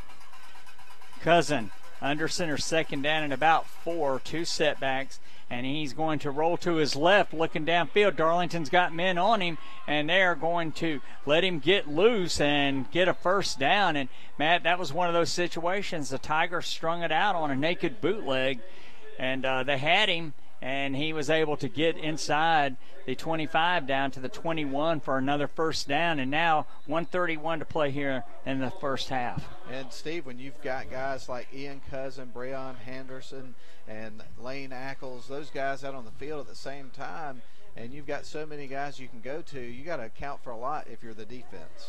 The Tigers have called a timeout here, and Matt, while we got a timeout on the field, Mount Zion called a timeout. So as we have a timeout here on the field, we'll tell you a couple of things. First of all, Honeymoon Bakery Icing on the Cake Player of the Game we'll be having at the end of tonight's broadcast, sponsored by the Honeymoon Bakery in downtown Rome, Georgia. Matt, we say this all the time. There may be some skeptics, but I don't really care where you have gone, anywhere in the entire world, in any of the biggest cities like New York, Chicago, Los Angeles, Hong Kong, Brisbane, it doesn't matter. You won't find anything better than you will get on Broad Street at the Honeymoon Bakery. I couldn't have said it better myself. There is no question that the Honeymoon Bakery is world class. And I think that the word is spread around the world because people love it. And I know they get phone calls sometimes from people living way far out of town wanting to know if they'll send them something. Cakes, cupcakes, wedding cakes, gelato, you name it, you can get some outstanding things at the Honeymoon Bakery. And trust me, it is as good as anything you'll find anywhere. Just wonderful. All right, first down and 10, and Darlington strings that play out, and that was the left halfback coming to the near side. And that's the first time in a while the Tigers have gotten penetration. They were running to Tate Ratledge this side, but the Tigers throw the Eagles for a 2-yard loss. Clock ticking, 1:13 to play here in the first half. 2 timeouts for both teams. Darlington trails 14-10. If you're just joining us, one wide out to the far side. Cousin under center with 2 running backs behind him and a wing back on the far side. He's going to hand it off, and that's Breon Henderson, and he's dancing. And, boy, that was number 25, Dawson Williams, who came up and grabbed him at the 25, Matt. Again, a great defensive play for the Darlington Tigers. It was, and they swarmed him that time because you also had Tommy Atha and another young man. I didn't catch his number, so they were gang tackling. They know it might take 2 or 3 guys to eventually wrap them up and get them down. They got to get to them quick. All right, Mount Zion, well, let's know. Darlington called a timeout. And, you know, Matt, those were 2 plays that we've become accustomed to see Darlington get penetration, string it out.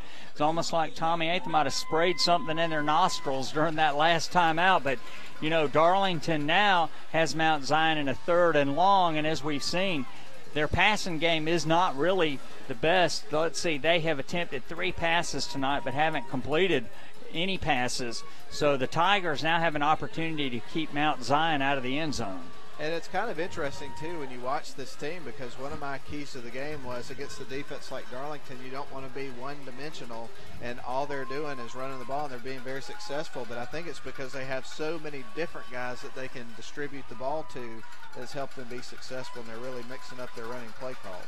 And they're all athletic, and they all are hard to bring down. They really are. All right, Cousin, under center, single set wide out to the far side, wing back to this side. And now there's going to be a timeout called. And now the timeout is called by Mount Zion. So 48 seconds left. And Matt, I mentioned we were going to talk about 2 things. We did get to one, and we got so excited about the Honeymoon Bakery. We didn't get to the second thing we were going to talk about. And that is that our halftime feature tonight will be talking about the 1998 championship team, some outstanding players that we'll bring up, but also how that season unfolded. And it was just a classic Jerry Sharp Darlington team. And as the season progressed, it just got better and better. And just a wonderful memory if you were around to see it. And, you know, it's really great to have that opportunity here 20 years later for people to kind of relive that. And I mentioned to you, talking to Robert Hartman earlier, I heard from him earlier this week, and he has a cassette tape of the radio broadcast of that game, and he was hoping to get it digitized this week, and we didn't have the equipment to get that done this week. But it's just really neat that the technology is there to kind of keep that alive forever for people to listen to. And one day his kids will listen to it and really know what that's all about. Absolutely. Cousin in a shotgun. Gets a snap. Looking to his right. Throwing the ball into the end zone. Oh, it's caught for a touchdown. And that was Casey Gunn, who is going to be called for pass interference. And the referee was throwing his flag. Matt, I'm not sure that he realized that the receiver caught the ball. We still haven't seen any indication from the referee, but he did. He caught the ball in the end zone. Could it have been offensive pass interference, perhaps? Maybe he pushed off, and maybe that's part of what the discussion is. He may have. You know, Casey had his back to it, and now they are going to call a touchdown. Pass interference against Darlington, and Casey Gunn had his back to him, and that is a huge play in this football game, because now there are 42 seconds left, but Mount Zion has extended their lead to 20-10. And I did not see that, Matt. I was looking at the scoreboard. I think it was on the offense. It was on the offense, not on the defense. Yeah, wow. He pushed off. Wow, you know, that is amazing, because Casey Gunn had his back to the ball and was face guarding. But, you know, one of the things is I don't know the high school rule for that. You know, college and professional rules are one thing. High school follows different rules for a lot of things. So apparently they called the receiver for pushing off. Wow. That is a huge break for the Darlington Tigers to give up a touchdown like that going into the locker room. How deflating would that have been? So that gives a whole lot of new life here to Darlington by getting that call going their way. Absolutely. And, you know, this is going to be a yardage penalty. I can't remember if it's a loss of down, offensive pass interference, because the rules are different at different levels. So let's see if the referee gives us a signal. They haven't changed the down marker, but it's a 15-yard penalty. So now instead of a touchdown, Mount Zion has the ball at the 39. The line to make for a first down is the 11, so they're 28 yards from first down yardage. Third down and 28. Cousin in a shotgun, man in motion is Breon Henderson. Cousin, he's looking downfield. He's going to throw the ball over the head of his intended receiver in the end zone. Two Darlington men running with him. And Matt, he got pressure, had to step up into the pocket, did a good job with that, but then he had to throw the ball. Now there's another penalty. Let's see. Did you see what he signaled, Matt? I don't think he signaled just yet. Okay. There's a penalty flag down. It's in the area where the umpire normally throws it. I wonder if it's illegal man downfield. Let's see what it is. It is illegal man downfield, declined by Darlington, 4th and 28, 36 seconds to go.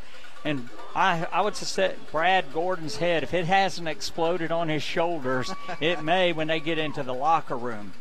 All right, Mount Zion, they're going to punt the football, Matt. And they don't want to take a chance that Darlington is going to be able to get this ball in good field position. High snap. Tate Ratledge rushed the punter. Punter had to jump up. Now the ball is going to roll sideways, and Mount Zion is going to let it roll dead.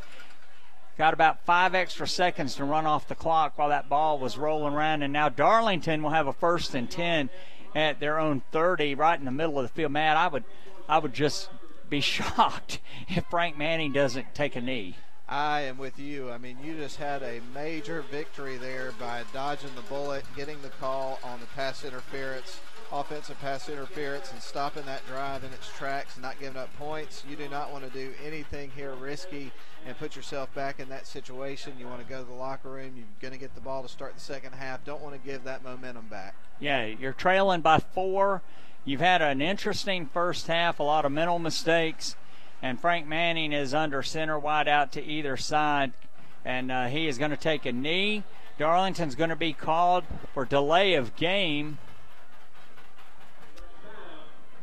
And Jake Fromm does that at Georgia. He's a great quarterback, but the one thing he has a problem with sometimes is letting that play clock run down too much. Kirby Smart's head almost exploded one day last year when he was doing that. All right, Frank Manning, under center, takes a knee. This is going to be the last play of the first half. And it looked like the Darlington linemen thought it was a wedge play because they were all running upfield. But that is going to be the last play. So Darlington, with a strange first half, Matt, trails 14-10 going into the half. Mount Zion, touchdown called back or overruled, and we got lots to talk about at halftime tonight. Do. Wherever you are around the world, we're glad to have you with us tonight for high school football, the last day of summer. We're going to send it back to WLAQ for the Big Kahuna to give us some commercial messages and some scores, and we'll come back to talk about the first half after a few moments.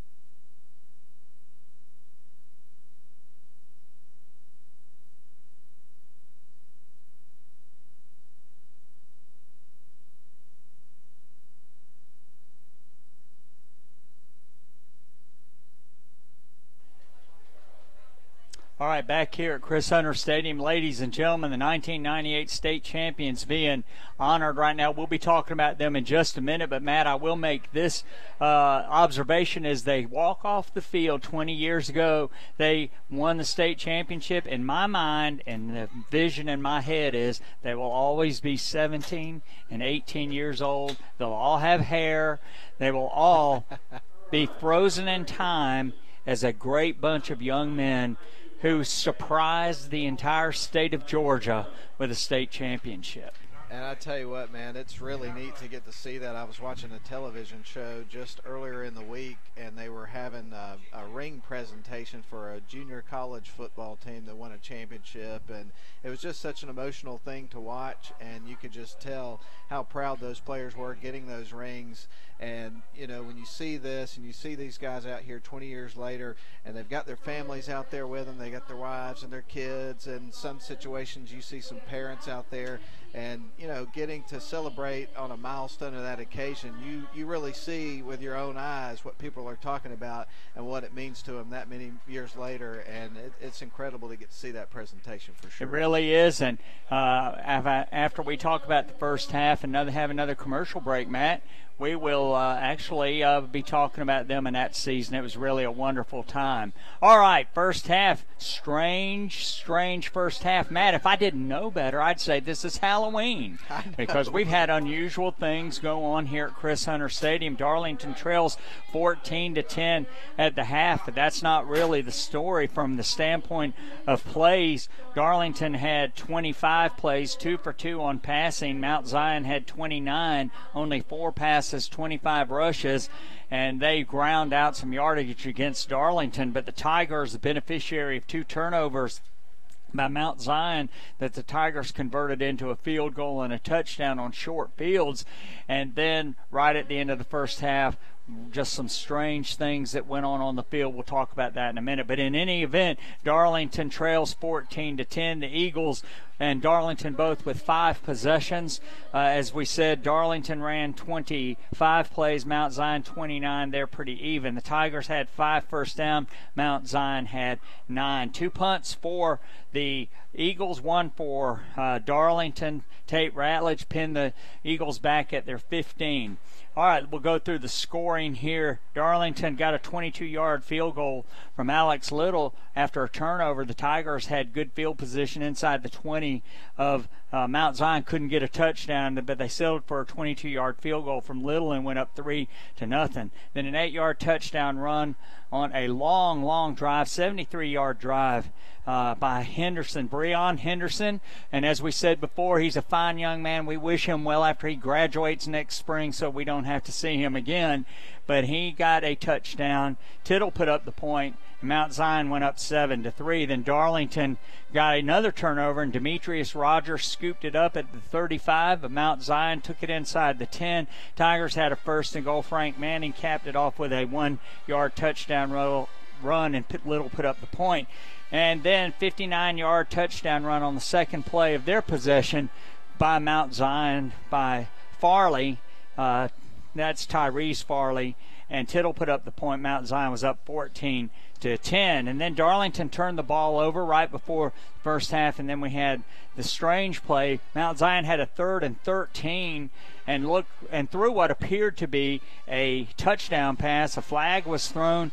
It appeared from here live that it could have been face guarding by Casey Gunn, but of course I don't know. I'm not familiar with the rule in high school about that. But Mount Zion was called for offensive pass interference. The touchdown was negated, and they eventually had to punt the football. So Darlington got a break there. The Tigers get the ball to start the second half. But Matt, this has just been, a grinded out game. They've got good athletes on Mount Zion. Darlington's going to have to make some adjustments. There's no question about that, and I mean the things that kind of stick out to me about the way the first half went, and we talked about it when it occurred, when they had the situation on the very first drive of the game and had the ball on the Mount Zion 21 and, couldn't punch it in and had to settle for the field goal. When you have a situation like this where you're playing up against the team that could score and move the football at Mount Zion, you don't want to be in a situation where you're having to settle for field goals.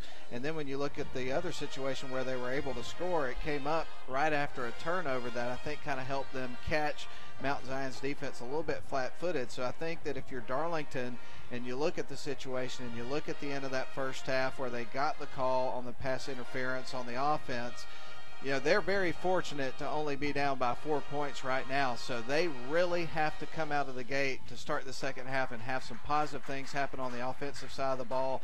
They need to score on that first drive, I think, if they're going to have a chance to get something going here in this game, and they've got to get momentum on their side right out of the gate. Yeah, and you know, Matt, years ago when we would go down to Mount Zion, they were not a very good football team, and I remember when they played at the old field, and it was really a dump. It was down next to the middle school. The press box was tiny. We actually would do the visiting broadcast from the top bleacher seat on the visitor side. But I remember somebody saying, you know, every time we get a good athlete, he ends up over at Bremen or Carrollton, and now that's not happening. You know, that's the biggest change, is that in the last 7 or 8 years, Mount Zion has been able to keep those guys from going over to other schools, and they were building a program. They do not have a winning record in their history. In fact, they've only won 220 games and lost 416 in their history. But in the last 4 years, they have gone 38-14. So Mount Zion has some good players, and Darlington's going to have their hands full. They are, and you know, Brad Gordon, he's only in his second season at the helm of Mount Zion. 13-4, and he took his team to the semifinals last year. They were beaten by 3 points by the eventual state champions. So it's amazing how they've turned their history around in a quick period of time. And, you know, he was the defensive coordinator there for 5 years under their previous head coach. Really learned a lot from Keith Holloway that he took with him into this new venture, and he's doing a fantastic job. So it does look like, at least at this point, that Mount Zion has really established themselves as a really, really good program, and I think they're going to have success for a long time. I think you're right, Matt. And we're having halftime. The Mount Zion Eagle Marching Band is performing now. We're going to send it back to WLAQ for commercial messages, and we'll come back and talk a little bit about the 1998 state championship. Stay with us.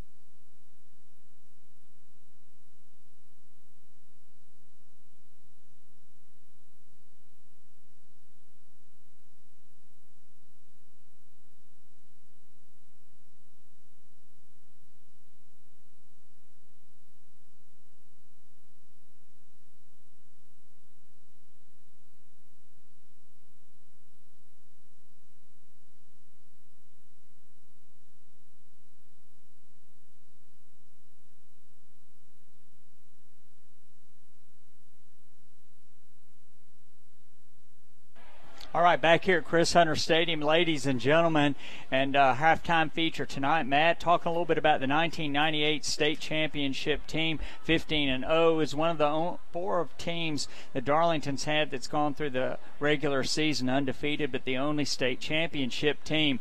And, we'll talk first about the games, then we'll talk a little bit about some of the players that were on that team. But Matt, what set that team apart was that team got better as the season went on. Through the first 5 games, the Tigers were 5-0, but they didn't have a margin of victory greater than 9 points in any of those games. In one game against Callaway was a 21-20 victory it was here at Chris Hunter Stadium, but a 24-21 victory at Greater Atlanta Christian.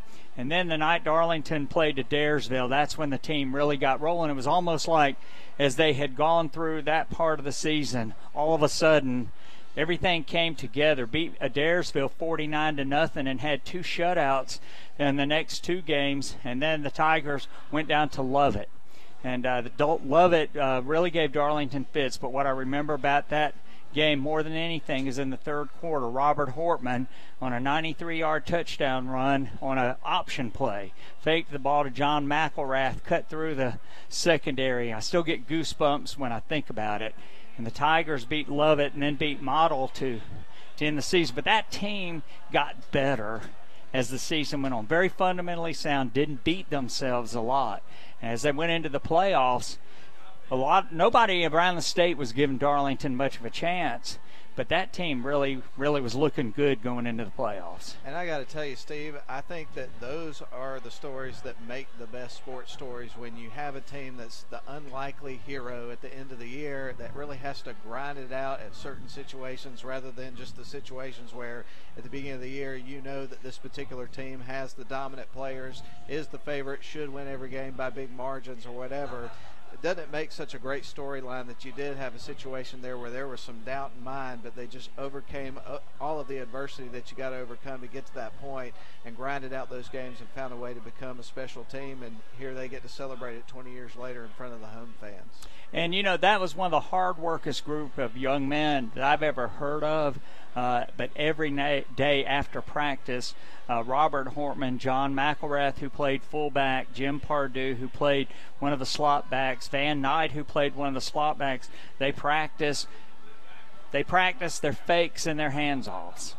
And as the playoffs went on, you could see how that practice was paying off. Tigers beat Jefferson here to start the playoffs, and then the game that was so odd, but we played Washington Wilkes here. We won the game 7-0. It was the night after Thanksgiving. Both teams seemed just a little off, but what I remember about that game most was Brian Lowe, the senior, was playing center, and Washington Wilkes had this guy who just cast a shadow over the whole field. Visualize somebody about 8-9 inches taller than your center. Brian Lowe controlled him all night long. Darlington scored a touchdown in the second half, won 7-0. And went down to Crawford County and won that game on the road in Crawford County. And at that time, the game in the Dome was played in the semifinals. So Darlington played Taylor County, won 30-13. But what I remember a lot about that game was, when we have it on film, we've seen it so many times, but there's a play where Robert Hortman has handed the ball to John McElrath, but he carries his fake out, running 20 yards downfield with a Taylor County man chasing him, and then he just stops and holds his hands out like, I don't have the ball.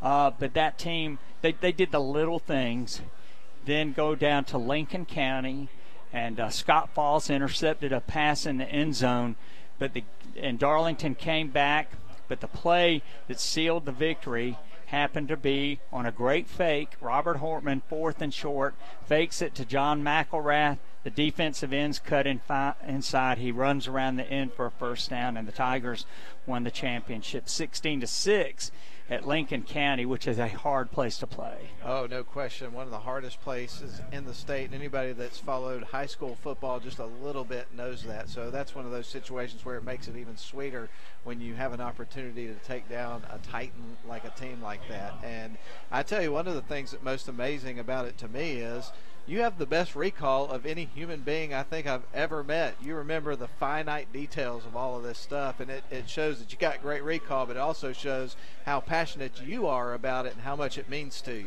Well, it was a lot of fun, and our daughter was a senior that year, and all those seniors were kids she had grown up with that we had known. We knew Robert Hortman when he was in the 5th grade, and but yeah, it was a great time. And you know, I can't remember to take out the trash, but I can remember football plays that happened 20 years ago.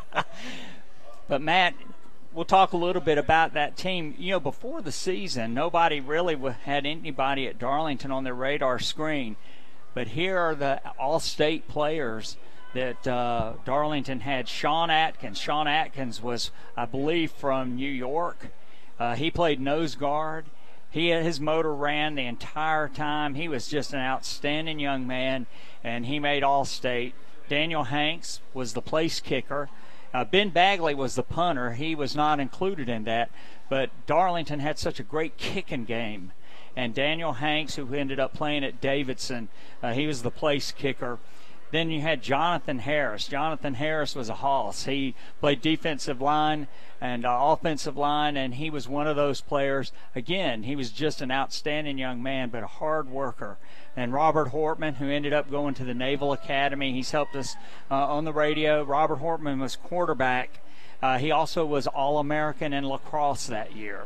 Then we had Hank Johnson. Hank Johnson started in the 9th grade as the right guard on the offensive line and played for 4 years.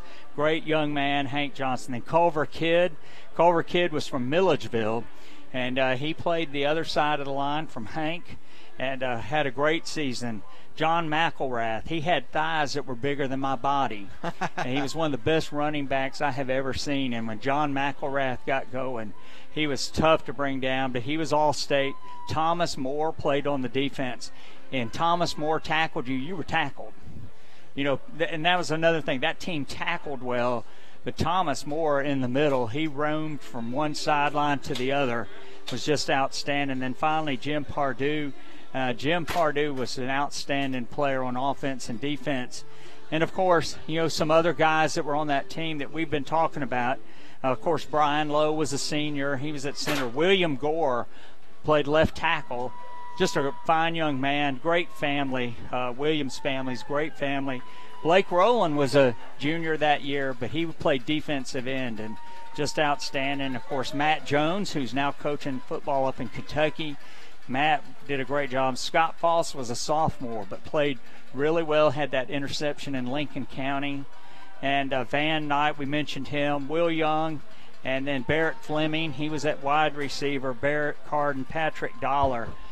Patrick Dollar just was a great player. There's so many, and we hate to not name them all because there were a lot of guys on that team. But those are the guys that, you know, as we were looking through, they were just great young men. They worked hard, and you know, you say this sometimes. They weren't the most athletic team, but they were very athletic young men, and so they didn't have the speed. They didn't have all those things that you sometimes see. But, man, they worked hard and got tremendous results out of their abilities.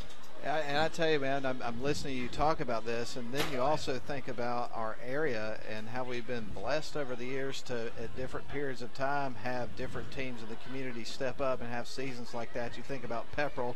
Rusty Mansell's sitting over there, and he was on a state championship team at Pepperell in the early 90s. And I know Coosa, and long histories past, had some championships. Model had a few. East Rome, West Rome, obviously everybody knows about the legendary run there, and now Rome. So over the years in our area, we've really had some magical times for football teams. And don't forget our Murchie in the 90s. Right. They were really good. Didn't I win a know they state played championship, Lincoln County. They lost the state championship game, but during the mid-90s, our Murchie and Darlington would play some really tough football games, and there was no love lost between Darlington and our Murchie. But when you played our Murchie, you better come up because they were going to hit you in the mouth, and you knew it. No doubt about it. So, again, I mean, we've just had a real rich history of football in our area without question. And great tonight to be here at Darlington and get to witness those guys go out there and get to celebrate what happened 20 years ago and get to bring back those memories, which I know they think about all the time, especially this time of year. Well, I do. And like I said, when they were out on the field with their children and their parents who are my age, graying, you know, to me they'll always be 16, 17, and 18-year-old young men before they went off to college, the naivete of youth. And they just went out, a great group of young men who played together hard.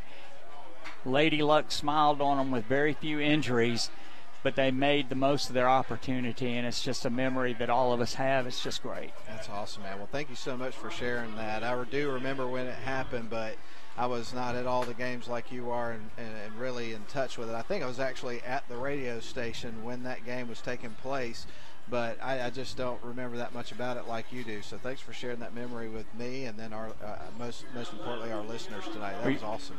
You're welcome, Matt. And we're here for the kickoff of the second half tonight. Darlington defending the goal in front of the A.J. Huffman Memorial Athletic Center, going right to left on your radio dial. Tigers in their home purple jerseys, gray pants, white helmets with tiger paws. Be wearing yellow socks. I'm not sure about that. Tittle, he kicks the ball off. Toe meets leather. Roth Wilcox at the 15, and he is trying to bring the ball upfield, and he breaks through a line of tacklers. And boy, Matt, that's how you do it. You grab it and you just run straight upfield, and Darlington will scrimmage from the 46. Yeah, field position has not been an issue for the Darlington Tigers in any of the games so far. It's just been a situation of coming up with points and capitalizing on it. You got a big return to kick off this second half. We do have an injured player on the field, but this is a situation where you got to get something going early. All right, and Matt, I just got a message from my wife Gina, our executive producer, but the socks tonight are in honor of Jamie Hughes. Jamie Hughes died of childhood cancer Monday. Jamie actually played football for us, and I have had a hard time getting it out of my mind. He's been sick for over a year, and a lot of people praying for him. But the thing about Jamie is I never remember at one time that I ever met him, he didn't have a gigantic smile on his face. Just a great boy, and boy, we are so sad for his family. Our hearts go out to them. 15 years old. Definitely. That's a tragic story, and really hate hearing about that. So, again, as you say, thoughts and prayers go out to his family and everybody in the community that young man has touched. Man, that's a very sad story.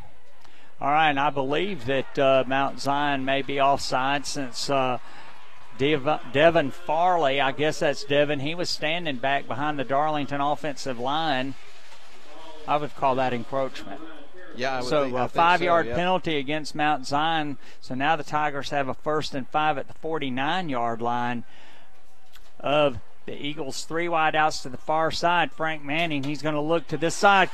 Complete to Roth Wilcox. Roth Wilcox on a little bubble screen with some blocking, and he's down to the 40-yard line of Mount Zion. And Matt, Darlington needs to do some of that to loosen up the interior of the Mount Zion defense. Yeah, and it worked. They came out, they've got an empty backfield, different formation, kind of confusing the defense a little bit. Now they got something going. Yeah, and Mount Zion looks a little confused. They've got 3 down linemen. Their linebackers are coming up. Frank Manning, he is in the backfield all by himself. 3 wide outs to the far side, 1 to the near side, and Frank's looking to his right. He gets bumped by one of his blockers, and then he spins around him, and he gets back almost to the line of scrimmage. It'll be a loss of 1 on a sack. Yeah, that play was busted up. I guess the one positive thing there was Frank Manning was able to wrap the ball up and not have it pulled loose by one of those couple of defenders that was draped all around him, but that was a difficult play. Yeah, Nathan Bell, the middle nose guard for Mount Zion, he pushed the blocker back into Frank. Single setback, and that is Frank Manning. He's back there all by himself. 3 wide outs to the far side. Roth Wilcox down on the near sideline.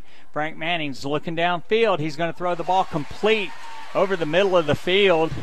And let's see who got that ball, Matt. I think that was number 5. Yeah, Cam Watson. Frank Manning gunning for a repeat of the Honeymoon Bakery icing on the cake player of the game. A gain of 10, so the Tigers will have a 3rd down and about 1. He's back there by himself. I would not be surprised to see a quarterback draw something, where he can just get out in there and try to get that 1st down, because Mount Zion's only got 3 down linemen. Now Colin Rogers comes over, and he's with him. He's going to hand off to Colin Rogers, and Colin Rogers has 1st down yardage at about the 27. So the Tigers on the move here, make it the 28, 1st and 10. Yeah, we've seen some great adjustments in the offense there on that play. You saw a lot of motion on the play. I think it kind of confused the defense, and at the end it was some similar plays as what we saw in the first half, just different formation. All right, Darlington, the 1st and 10 at the 28 of Mount Zion. First possession of the night, first possession of the second half. Early in 3rd quarter, Frank Manning hands off to Colin Rogers, and Colin Rogers kind of sneaks behind his offensive line off the left side, Matt, and he really was hiding. You could just see that, and he's going to be inside the 25 for a gain of about 5 on first down.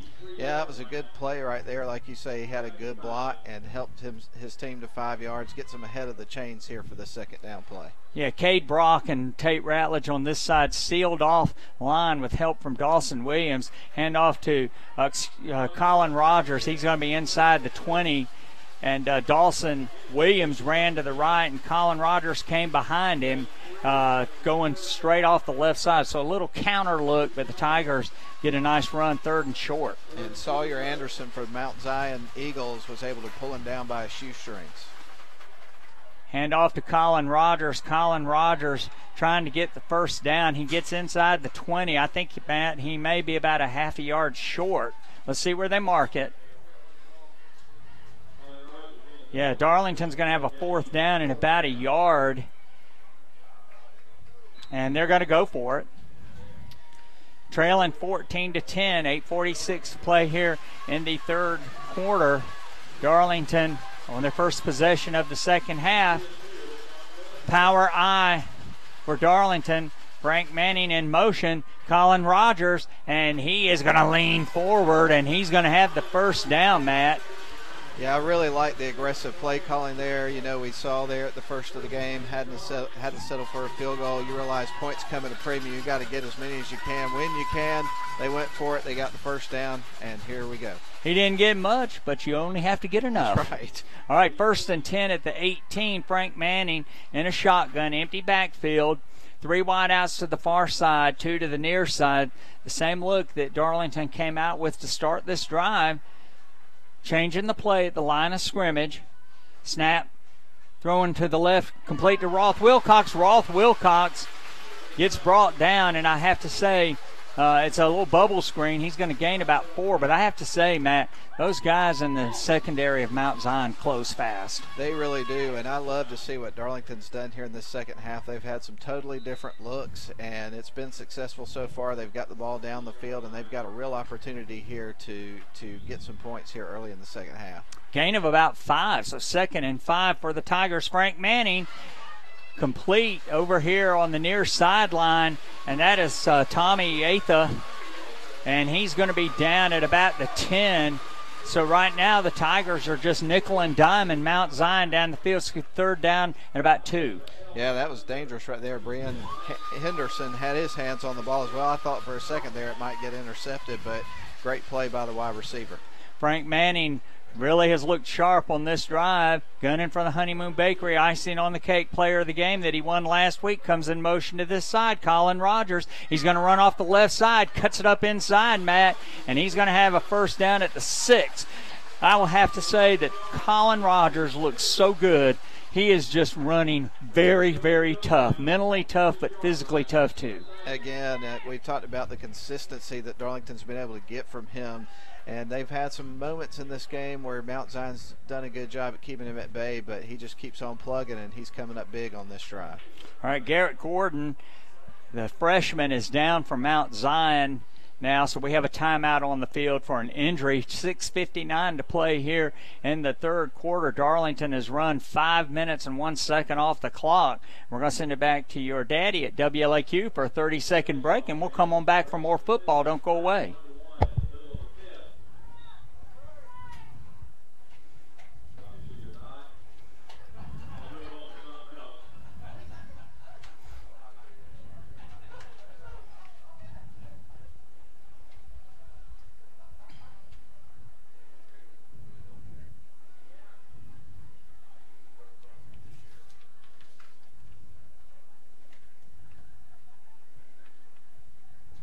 All right, we're back here at Chris Hunter Stadium. If you're just joining us, Darlington trailing 14-10 at the half. But Matt, beginning a drive with good field position after a great kickoff return by Roth Wilcox, and the Tigers have moved the ball down inside the 10-yard line of Mount Zion, not hurrying, a mix of short passes and running plays. Colin Rogers toting the ball on most of the running plays, and the Tigers now have a 1st and goal at the 6. golden opportunity, and these types of opportunities don't arise much when you're playing a team like Mount Zion, so it is absolutely imperative that Darlington comes away with the 6 here. Garrett Gordon, the freshman, one of the linemen here for Mount Zion, he's down on the turf, and of course you recognize his name Gordon because he's actually the head coach's son here on this team. Yeah, and as we mentioned before, Brad Gordon has done a great job here at Mount Zion, where he was in the playoffs last year. They went 10-3, and so they had a great season. He's done a great job with them. Extra help out on the field now for Garrett Gordon. Darlington trailing 14-10, and Matt, you got any scores for us on Score Stream? Yep, I've got these, and I'll go ahead and say that, you know, these are unofficial scores because I see one right now I'm not even going to read because I know it's not correct, but I can tell you that Rome is up over Cass 35-0. Cartersville up over Cedartown. I've got 14-13. That's a little bit surprising. You've got North Murray and Adairsville. It says it's tied at 3 at half, but I'm not sure if that's accurate or not. Chattooga over Gordon Central, 21-0. Rockmart just rolling over Dade County, 35-0 to score in that one. Obviously here it's 14-10 in favor of Mount Zion over Darlington, but Darlington threatening. It was Carrollton over East Paulding in the second quarter, 10-7. Calhoun steamrolling Ringgold, 42-0 is the score in that one. It's Sonoraville over Murray County, 41-15. And Tryon over Gordon Lee, 21-7. That's in the second quarter, or at least at the point this score was posted. I'm sure they're well into the third quarter by now. And pretty much that's what I've got so far. All right, and, you know, no surprises there. Boy, Rockmart is good. Oh, they really are. And at the beginning of the season, I always interview all the different team coaches around the area. And the first thing that every 7AA coach pointed out was it's Rockmart and then it's everybody else. And so, you know, in recent years we've seen Rockmart and Pepperell really kind of battle it out for the top spot. Pepperell is pretty down this year. They lost a lot of their key guys from last year. They're a young team. We saw them earlier in the year. And then the rest of the way, I mean, it literally is Rockmart and then everybody else. We'll see who emerges. Yeah, you know, Rockmart, they're just rolling over everybody. Had that game against Heard County a couple of weeks ago, got delayed at the half by lightning, but it was an official game at the halftime. And the Heard County coach said, it's 33-0. We'd rather just go home. So they're really good, very powerful. They are, and they have a new attitude about them than they did a few years ago. They've had talent for a long time, but now they're organized and they are just firing on all cylinders. All right, Garrett Gordon off the field. Frank Manning and shotgun. Colin Rogers is to his right. Wide out to the far side is Barrick Wade. Roth Wilcox wide out to the near side. Handoff to Colin Rogers, and Colin Rogers gets upended. And that time, Matt, Mount Zion, and that was number 31, Sawyer Anderson. He just dove up underneath the pile and cut Colin Rogers down. And I think he gained about 2. So the ball's at the 4. It's going to be second and goal from the 4. Again, just an opportunity here for Darlington to punch it in and take the lead in this game here early in the third quarter, a situation they got to take advantage of. Let's see what they do here. I think there's going to be more Colin Rogers on this play. Yeah, Darlington's brought everybody in, overloaded to the left. Frank Manning pitches it to Colin Rogers. Oh, boy, that was dangerous. Penetration by Mount Zion. They must have seen that on film. I'm not sure where, because I don't think we've run that, but J.D. Heineman was in there. Colin Rogers had to catch that ball with one hand. About the time Heineman got there, almost a disaster. It was almost a disaster. It was almost over his head. Luckily, he had the peace of mind to reach up and grab it and secure the ball, but now they've got a tough situation here. Third and goal from the 6. Frank Manning in the backfield by himself. 3 wide outs to the far side, 2 to this side. Roth Wilcox, he's over here on the near sideline. Looks like Darlington's changing the play. Mount Zion's bringing up a bunch of extra people. Ooh. Intercepted by Mount Zion. And number 6, he just snagged that ball as Frank got it. And, boy, that is huge. Christian Warner, he just jumped up. Frank tried another one of those really quick slants. That is a That's a disaster for Darlington. No points, and you held the ball for 6 minutes and 49 seconds. Darlington started the drive on their own 46-yard line, picked up a few first downs. They had it in the red zone, had a golden opportunity, and kind of let it slip through their fingers. And you hope a situation like that with the interception after almost turning the ball over on the play prior to that does not kill their quarterback's confidence and the team confidence in this situation. You just got to move on to the next play. All right, Christian Warner intercepted that ball at the 6, ran it out to the 37-yard line of the Eagles. Ian Cousin under center, running the same formation. 2 setbacks, man in motion. Breon Henderson hands off to the right halfback off the left side, and he's going to be wrapped up after he gets about 7 yards, and a good first down play for the Eagles. And how many times have we seen this Darlington defense, after a mistake made in a game, pin their ears back, come up with a big stop and big play, something of that nature happen, and that'd be perfect timing for that to happen right here to try to swing this thing back in Darlington's direction. Yeah, somebody's got to make a big play, and they're still working on the left side of their offense, which is the Darlington's right side of the defense. Luke Lewis out.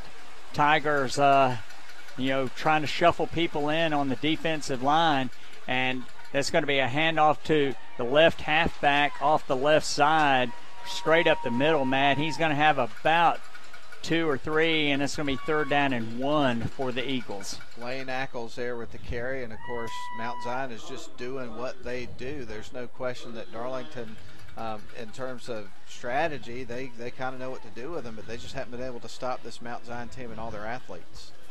All right, it's 3rd down and 1. The line to make is the 47-yard line. The ball's just inside the 46 on the far side. Cousin under center, 2 setbacks. Man in motion is Breon Henderson, hands it to the right halfback, and he's going to get the first down by about a yard. 1st and 10, you set of downs as they move the chains. Just went off tackle to the left side. Nothing real crazy there on that play. They got the yards they needed. They're moving the chains and eating up this clock. This game's moving right along here in the 3rd quarter. Yeah, it really is. Darlington, just a time-consuming drive with an interception in the red zone. And Darlington is not going to, didn't get any points out of it. Now they need to stop Mount Zion. Cousin under center. They're going to run power football. Now it's out to this side. Oh, great play. Holy cow. Cade Brock got penetration, and he was able to tackle Tyrese Farley with a shoestring tackle, and that's going to be a loss of about 3.5 for the Eagles. And we talked about needing some big plays here. Maybe that's going to be the spark that really gets this defense going and ignited against Mount Zion. Stop here, you're really still in this game. It's only a 4-point game. All right, ball's at the 44-yard line, so that's going to be a loss of about 4 yards for Mount Zion. 2nd down and 14. Cousin under center with 2 running backs, 1 wide out to the far side, and Cousin is going to keep the ball on a naked bootleg, and Darlington had a man who strung it out, dove at him, and he got away from him, but he didn't get very far.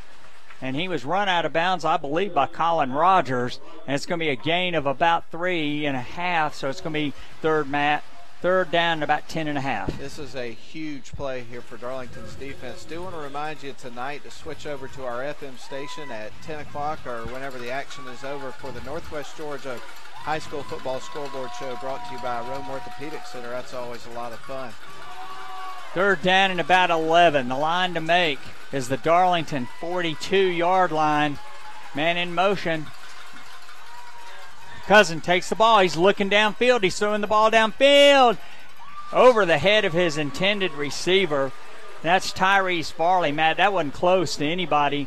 The closest person to the ball was Casey Gunn of Darlington, and that's going to be 4th down for the Eagles. That's a huge, tremendous stop there by the Darlington defense. Of course, they had the offense had turned the ball over on interception. They get the stop here, and now hopefully they can get the offense back out on the field and get the lead in this game. Yeah, and that whole sequence was set up by Cade Brock's big play. Cade Brock gunning for the Honeymoon Bakery, icing on the cake player of the game. I don't think we've had a lineman this year. I think Tate Ratledge won it one night, but I don't consider him to be a lineman. I consider him to be just by himself in a class by himself. So, all right, Mount Zion is going to punt the football. The umpire throws a flag in the middle of the field, and they're saying illegal substitution against Mount Zion. And, well, the 12th man is actually walking off the field. So the referees counted out 12, and there were 12. So that's a 5-yard penalty for Mount Zion. And both times they've punted tonight, Matt, the snap has been an adventure. So let's see what happens here. 2 Darlington players at the 25-yard line. Good snap. Darlington player, he jumped up in the air. Oh, my goodness. Demetrius Rogers fumbled the ball. And, Matt, that is the play of somebody who knows what to do instead of trying to pick that ball up. He's just a sophomore, but instead of trying to pick that ball up, he just dove on it. And the Tigers will scrimmage from their own 19. And he better be glad he did, because Terrence Tate got down the field in a hurry, and he was diving for the ball just as he wrapped it up, so they dodged a bullet on that one. All right, Darlington now from their own 19, their last drive after Roth Wilcox's great kickoff return. Roth Wilcox receiving. Great special teams play, gunning for the Honeymoon Bakery icing on the cake player of the game, which we'll award at the end of tonight's football game. All right. Frank Manning in a shotgun formation, 3 wideouts to the far side, and he's going to take the ball. That's actually Colin Rogers. Colin Rogers free. 30, 40, 50, 40. 30 on the near sideline, 20 run, run. Colin Rogers tripped up as he dives into the end zone, and Matt, holy cow, Wildcat, Colin Rogers just brings it around the near side and had just enough gas to get into the end zone. As soon as he heard us talking about the Honeymoon Bakery icing on the cake player of the game. We're not that far from Broad Street, and apparently they've got the oven running right now, and he can smell it and hear us talk about it. But Zaylen Thurman was chasing him down the field, but he was already too far gone, almost caught up with him, dove into the end zone. Touchdown Tigers. They have the lead. Wow, Colin Rogers got Honeymoon Bakery icing on the cake player of the game of the Sonoraville game. And he says, boy, I really want that thing again. And that is going to be an 82-yard touchdown run for Colin Rogers. Direct snap from the Wildcat. Darlington did a great job, Matt, of blocking it all to the inside. And then he got to the sideline. And he showed speed. He really did. I mean, it was one of those situations where you were watching him kind of running downhill there at the end, and he really gained some momentum and got that speed going, and luckily was able to get into the end zone before the other man caught up with him. All right, another lineman for Mount Zion kind of limping off the field. Hot afternoon. It was 85 when the game started tonight, last day of summer. No wind. Matt, have you noticed we haven't had any wind at any game this year? We really Flags haven't. have just laid on the flagpole. But now the Tigers up 16-14. Alex Little will put an attempt for a 17-14 lead up. Frank Manning will hold Carson Swiger, the junior, to snap. Mount Zion bringing up extra people to snaps. Good. The ball's through. Wow, he really kicked that with authority. So with 2 minutes exactly to play in the third quarter, Darlington now leads 17-14. We're going to send it back to the Big Kahuna for a 30-second break, and then we'll come back for Darlington's kickoff. Don't go away. Okay.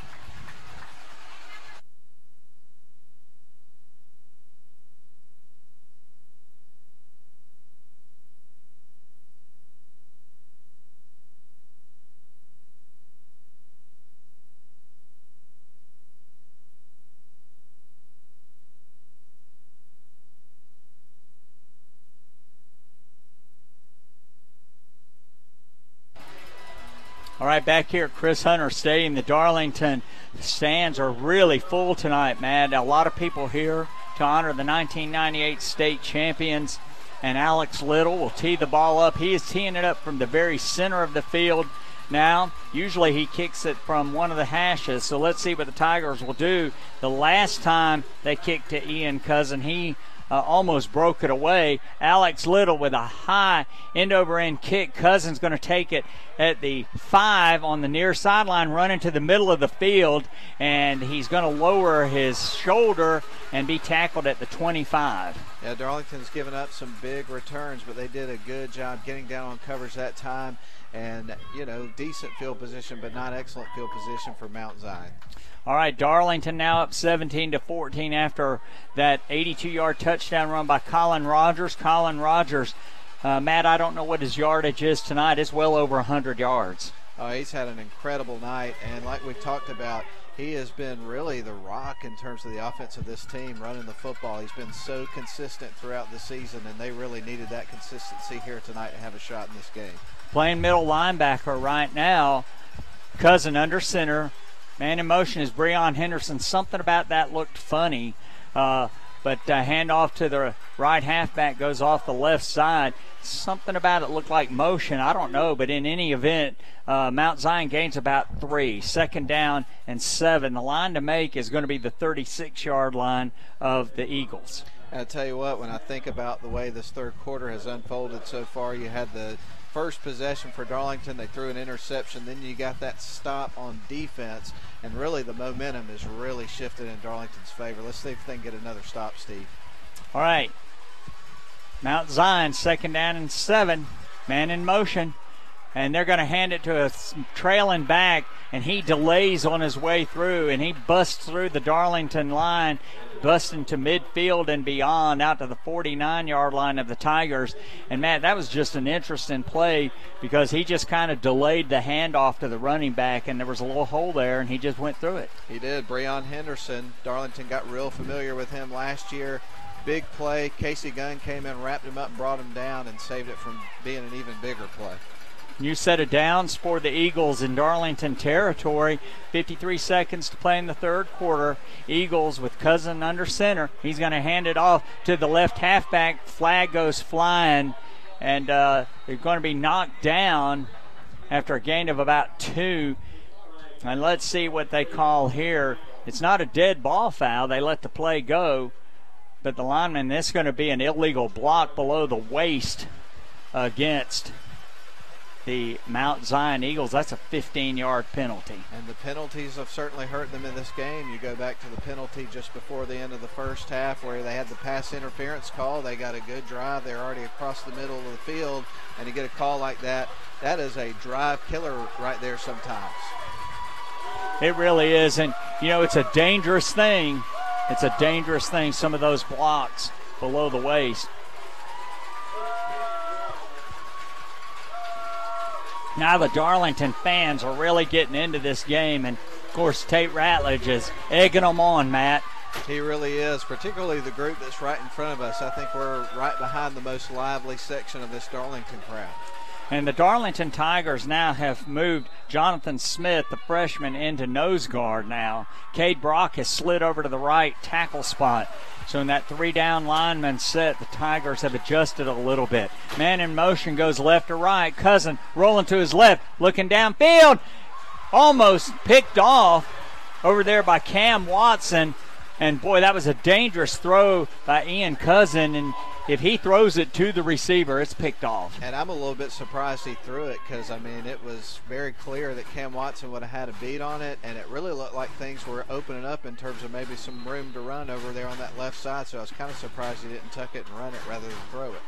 All right, 2nd and a mile for Mount Zion. The line they have to make is the 39-yard line of Darlington, and they have the ball at their own 36 after that penalty. Cousin under center, wide out to the far side. Tigers this is a reverse. Breon Henderson trying to get to the outside, almost a illegal block in the back. Roth Wilcox, man, he played that ball beautifully. He came up and he forced Henderson to cut inside where there was help.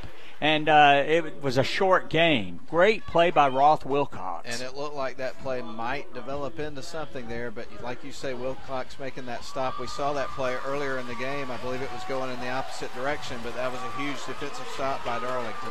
All right, the hourglass for the third quarter has expired.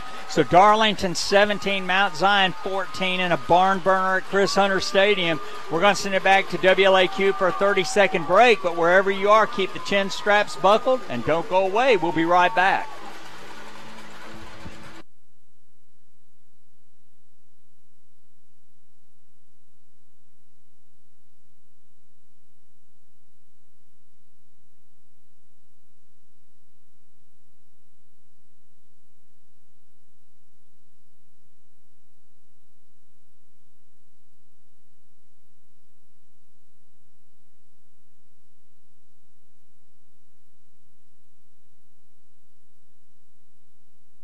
Back at Chris Hunter Stadium, ladies and gentlemen, the flag still hasn't moved. Third quarter stats, Matt. Darlington ran 15 plays. Frank Manning was 4 for 5, but the one he didn't complete, he actually did to the wrong side, unfortunately, and the Eagles stopped a scoring threat. But then Colin Rogers on an 82-yard touchdown run turned on the Jets and just came up the near sideline for that touchdown. Mount Zion, they only ran 10 plays in the quarter, and they had 2 passes, 0 for 2 on passing, and 8 rushes. So we're down to cases here. Just as a reminder, the last 2 games between these 2 teams went to overtime, triple overtime, Matt. 2 years ago, the Tigers lost by 8. And then overtime last year, Tigers lost 31-30 when extra point was wide. Okay, Cousin in the backfield. He's rolling to his right. Henderson, he's over there, and he's going to take it on a pass on a screen. And Tate Ratledge, oh my goodness, Matt, did you see what he did? He was in Cousins' face and then came all the way back to help tackle Henderson, well short of the first down. And the Eagles are going to have to punt. And that illegal block really hurt the Eagles. Yeah, 2 situations so far that I can think of specifically in this game where you had, penalties really affect this team. And now Darlington, their defense, comes up with another big stop, and they're going to have an opportunity to run the offense back on the field after this punt and see what happens. And, their snapping hasn't really been the best on their punts. The last one was good. Now we need to snap over the punter's head.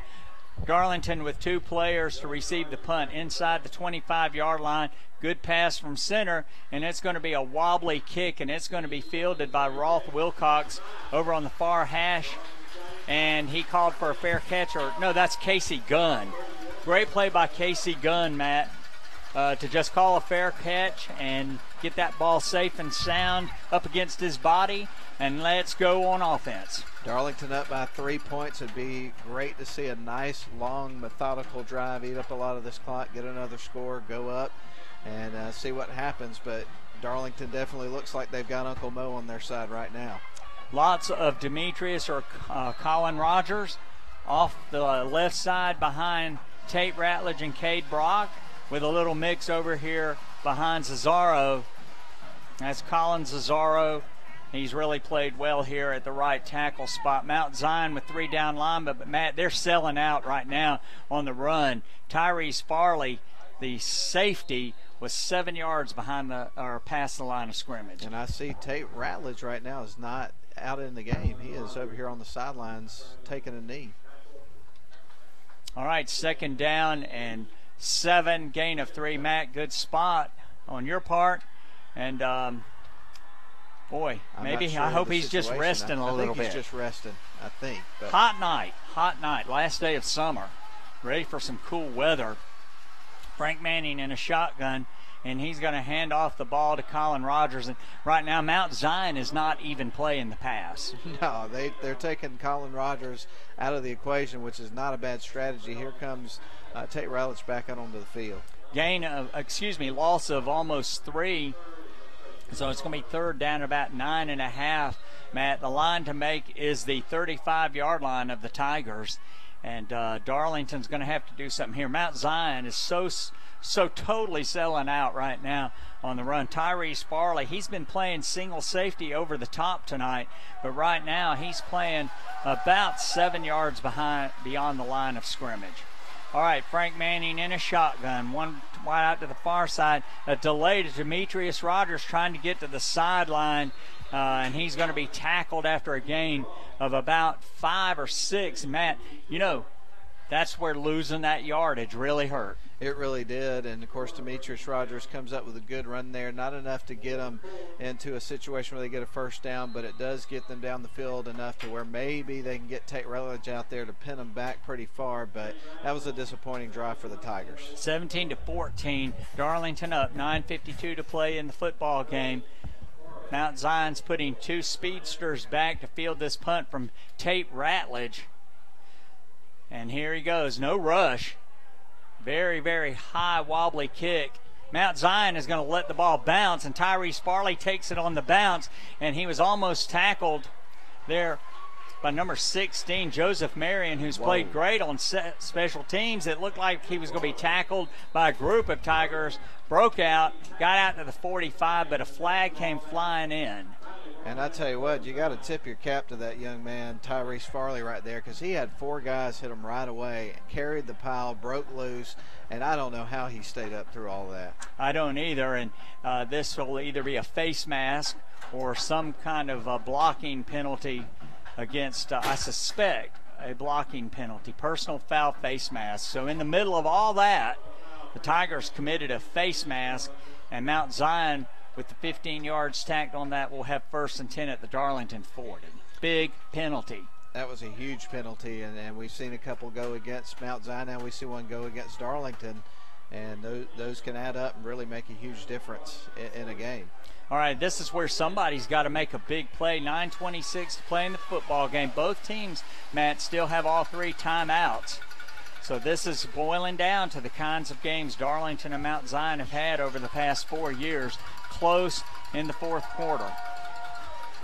Cousins under center, single setback, 2 men to either side. He's going to hand it off, setback, and he is going to be swamped by a host of purple jerseys right there close to the line of scrimmage, but he does lunge forward for about 3.5 yards, maybe 3. Yeah, they'll put it at the 37. That's going to be 2nd and 7. Yeah, clock rolling here in the final quarter of the football game. Darlington up by 3 points. If you just tuned in, 17-14 is your score. Yeah, and the Tigers really need to hold them here, Matt, because they're not built for a quick strike offense. All right, Cousin under center. He's got his 2 setbacks now. Man in motion, right to left.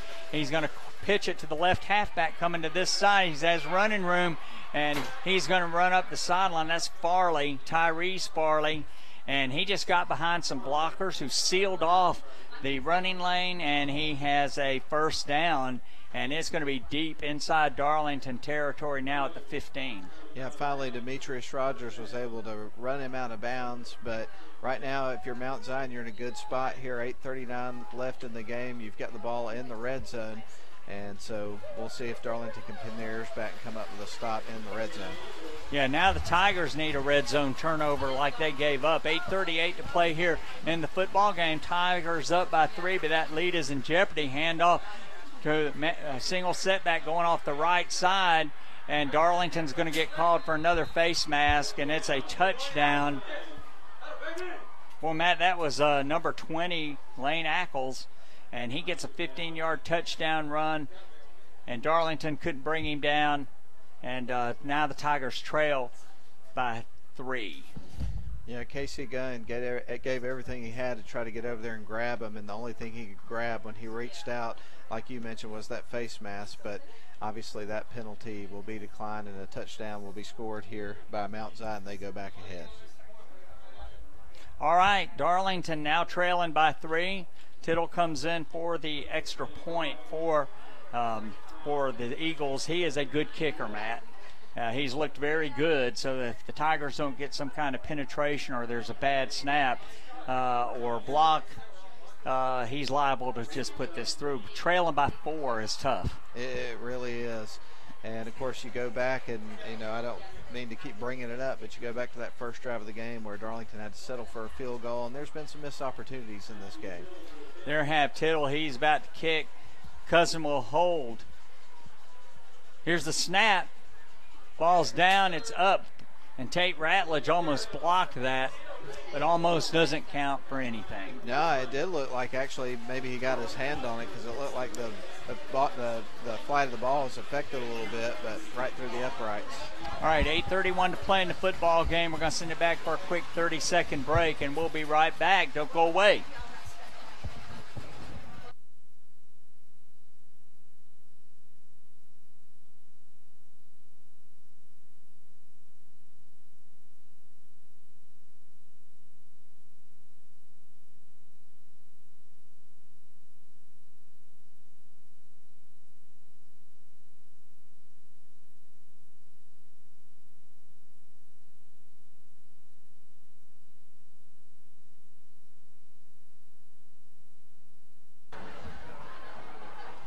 All right, we're back at Chris Hunter Stadium, ladies and gentlemen. Barn burner like we expected. The pendulum of power, Matt, in Region 6AA is starting to swing around. That's 6A, Subregion A. And Christian Heritage wants to grab that pendulum as it's swinging around. Darlington wants to grab it. Mount Zion lost last week. They're trying to get back into it. Great game here. It is a great game, and you know, I was talking to a gentleman earlier. Christian Heritage was number one in the polls after that win that they picked up last week, and I mean, 4-0 to start the season. Darlington here is playing a tough game against Mount Zion, then got to hit the road and play Christian Heritage. Tough spot of the season.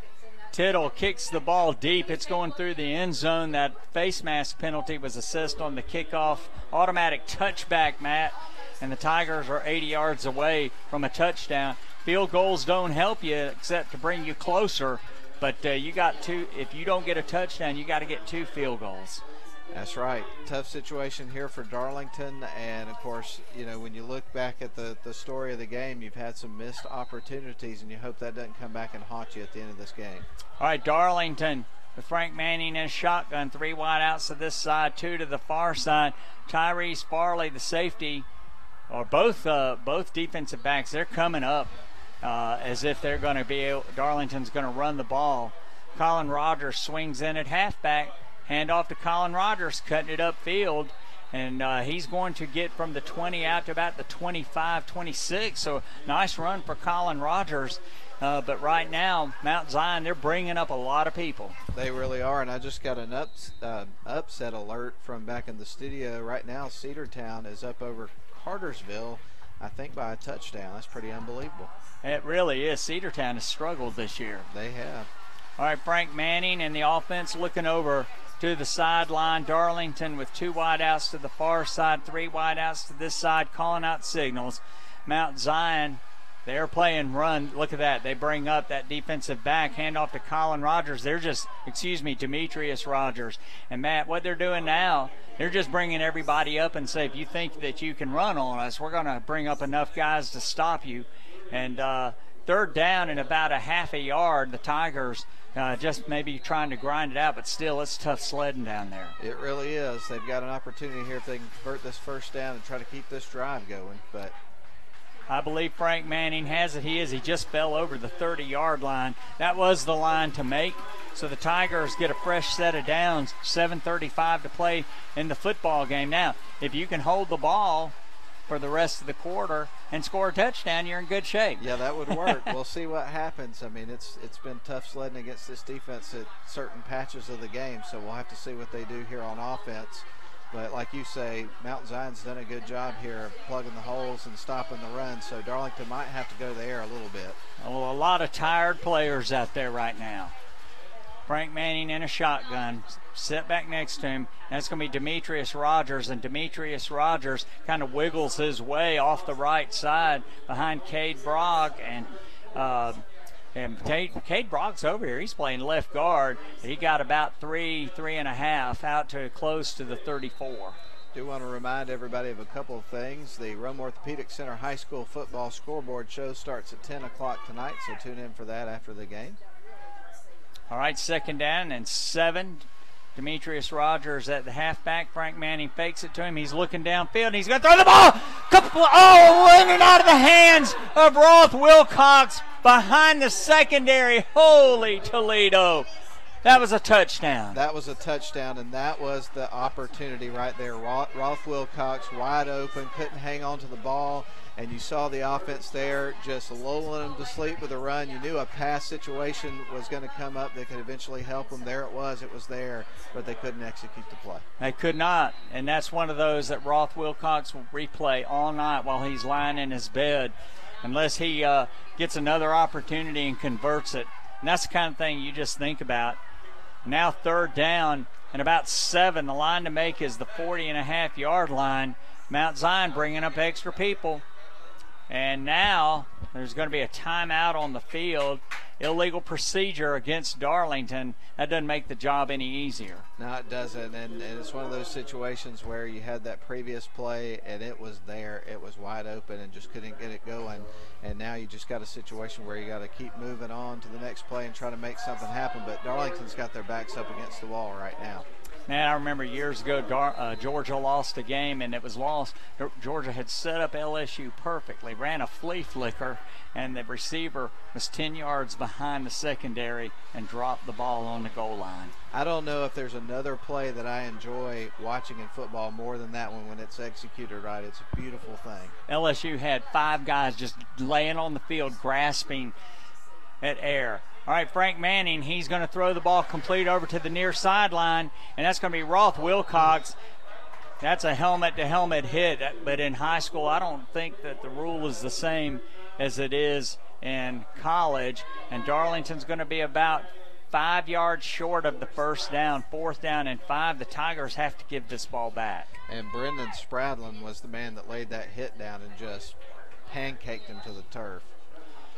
You know, this is one where Tate Ratledge may need to really get his foot into it. You know, the last one wasn't very far. It was high, but when it bounced, Tyrese Farley picked it up, and then Darlington got a face mask penalty. This one he gets to turn over, and Cousin is going to take it at the 25, and he's running upfield. Matt, he's got a head of steam, and he's going to be over in Darlington territory, and they're going to have great field position. If the Tigers give up a touchdown, this game's probably over. More than likely, with the amount of time that's left, 5:43, you're already up by 4 points, and now they get the ball at midfield. This is really tough territory for Darlington to be in right now. Yeah, Mount Zion's not going to be in any hurry either. No, certainly not. Tigers have 3 timeouts, so do the Eagles. 5:43 to play. As Matt said, Tigers trail by 4, 21-17. It's been a hard-fought game, but like you said, Matt, missed opportunities really by both teams. It has been, and that'll be the story of the game no matter what the outcome is. Cousin under center, single setback, line out to the far side, hands it to the running back, and he is going to be just swamped and upended here at the 48-yard line, make it to 47, and that time Darlington had a Cade Brock cut up underneath the lineman, and they just undercut the running back to hold him to a gain of about 2. Here's an update for the Braves fans. Of course, we carry the Braves on WLAQ. We'll have the game tomorrow and also on Sunday. They're playing the Phillies, big series. Right now, Philadelphia is up 4-1 in the bottom of the 7th. All right, Red Sox won the Eastern Division last night. Won 104 games this year. The record for a Red Sox franchise is 105. Man in motion, quick pitch to Breon Henderson. He cut inside of a man who had cut inside with penetration, but he's going to be dragged down, Matt, at about the 44, and this is going to leave a 3rd and 4 for Mount Zion. This is a gigantic play. It is. Biggest defensive play of the game. And that was Cade Brock on that last stop, by the way. All right, let's see. They are at the 44, so it's a good 5 yards for Mount Zion, and this is a good place for them. They've got lots of weapons and lots of plays they can call. 2 running backs in the backfield, Cousin under center, with a wing back on the far side who comes in motion, and a little counter play, and he just keeps his legs moving, Matt, and he's going to have a 1st down. And Darlington had a bunch of people who grabbed him at about the 43, and he just kept his legs moving. And we've seen him do that all night. Tyrese Farley, I don't know what it is about him, but he just keeps those legs a-going, and nobody can seem to get him down to the turf. All right, so Mount Zion converts. I don't think they're close enough for a field goal, and Farley is down on the ground. He has a cramp. So the 1st down yardage that he got came at a little bit of a price, but a cramp, they will solve that for him. 4:14 to play in the football game. That's right, and we've got a lot of football for you this weekend coming up on our airwaves. Of course, tomorrow on 95.7 The Ridge, our sister station, we've got Georgia Tech and Clemson, 1:30 pregame for that, 3:30 that game kicks off. But the way that the Yellow Jackets have played, I'm not so sure that's going to be much of a game to watch. We'll see. That is just a strange football team. It is. They had the situation against South Florida where they gave up 2 kickoff returns for touchdowns to the same guy in consecutive possessions. And then, against Pitt, they looked terrible. They tried to punt from their own, or they tried to fake punt from their own 20-yard line. They were down 14-0 in the blink of an eye. And just everything's been going wrong for that team. They don't play defense much either. And they're not built to come from behind. No. So, you get behind like that. All right, Cousin under center. 2 running backs behind him, wide out to this side. Man in motion, right to left. Breon Henderson, quick pitch to the left half, trying to get to the outside. And number 45 for the Darlington Tigers, that's Kobe Nadu. And he made a great play. Played off the block, and now I think, did a flag go up in the air, Matt? Yes, it did. I thought I saw something flying. Too low to be a duck. Yep, there it is right there. If this is against the Tigers, this is going to be huge. Terrence Tate is going off with his helmet. Personal foul. Wow. Against Darlington, big. And, at this situation, in a tense game like this, you're going to see some things spring up, but you have got to keep your cool. And if you're Darlington in this situation, you just gave an absolute gift, a nugget to the Mount Zion Eagles. You have Darlington's had 2 face mask penalties tonight. This is the second unnecessary roughness or personal foul. And like you say, if you don't keep your composure, things can get away from you in a hurry. They really can. And Darlington at this point, things are looking pretty grim, but they're still in the game, only down by 1 score. So they got to try to get themselves back on track here. Somebody's got to make a play. The ball's at the 17-yard line of the Tigers. Cousin, he is under center. Single setback. They're strong to the right. Let's see what they do. Man in motion goes left to right. They do go in that direction, and that's going to be Ackles trying to get to the sideline. He cuts inside of a tackler, and then he's going to be inside the 10, Matt, before he's knocked out of bounds. The only good thing about that play is the clock stopped when he got knocked out of bounds. It's 1st and goal for Mount Zion. Yeah, if Mount Zion scores a touchdown here with as little time as left, things are not looking good for the Darlington Tigers. They have to find a way to slam the door. Yeah, somebody's got to make a play. 1st and goal at the 5.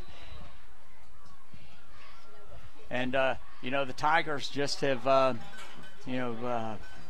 missed opportunities, but boy, the penalties have been big, Matt. They really have, particularly here late in this game. All right, here we are, 1st and goal. Cousin under center, 3 running backs behind him there, and he is going to hand off to the left halfback, and he is going to be swarmed by a host of Darlington tacklers at about the 6, a loss of 1, so that's a start. It is. J.D. Hinman was the ball carrier. Like you say, there was 4 or 5 guys on him, brought him down, and now they just got to do that a couple more times, get the ball back, and get down the field. 2nd and goal from the 6. Mount Zion up by 4. 3 minutes to play here in the football game. Both teams have 3 timeouts, but if the Eagles score a touchdown here, the game is most likely over. Cousin under center, looking at the Darlington defense. 2 running backs, letting the play clock run down. Man in motion is right to left. Quick pitch to the left halfback, trying to cut up inside. He keeps his legs moving, and he's going to get down inside the 5. Darlington had a man who grabbed him, Matt, at the 5, and he just kept his legs moving. And the Tigers, I think, are using a timeout here. Yeah, so Darlington uses their first timeout. So 3rd and goal from the 2-yard line. And, Matt, that's just tough sledding. It really is. And, again, you can't say enough things about the young man Tyrese Farley and how when he gets the ball and how much effort it takes to get him down to the turf. You get 4 or 5 guys on him, and they're doing everything they can, and they just cannot bring that kid down. Yeah, this is a really good football team, and Christian Heritage beat them, and we've got to go up there next week. So the path doesn't get any easier. No, it really doesn't. And, of course, obviously Darlington did themselves some favor in the non-region games, playing higher classified teams by ranking up, those power ratings. But you don't want to fall here and then go on a tough road game like that and find yourselves in a situation where you won 4 games in a row and then kind of hit a drought. So hopefully they'll find a way to kind of get things turned around here in front of the home crowd. The injuries are really hurting Darlington. Having Luke Lewis out, of course Griffin Brewster still out. He will be out the remainder of the season. And the Tigers, somebody's got to do something big here. 2:27 to play in the football game. Tigers trail by 4, and it's 3rd and goal at the 2 for Mount Zion.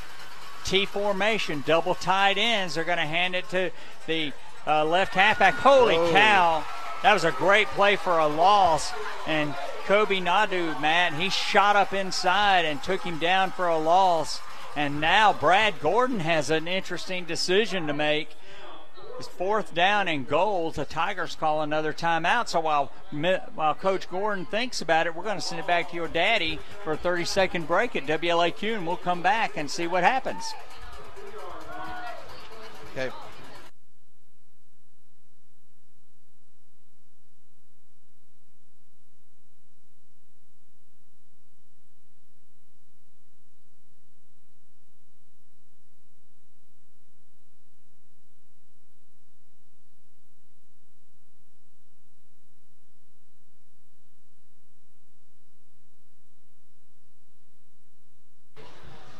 All right, back at Chris Hunter Stadium, Matt, Kobe Nadu is gunning for that Honeymoon Bakery icing on the cake player of the game. Yeah. Because if the Tigers could stop Mount Zion here and then come downfield, 2:20 left to play in the football game, only 1 timeout left. But when you're on offense, you can do stuff to create timeouts. That's right. You can, throw some passes off the sidelines, get guys out of bounds. And, when you look at that play that I believe his last name may be Nadu. I knew some guys back in the day that were named Nadu.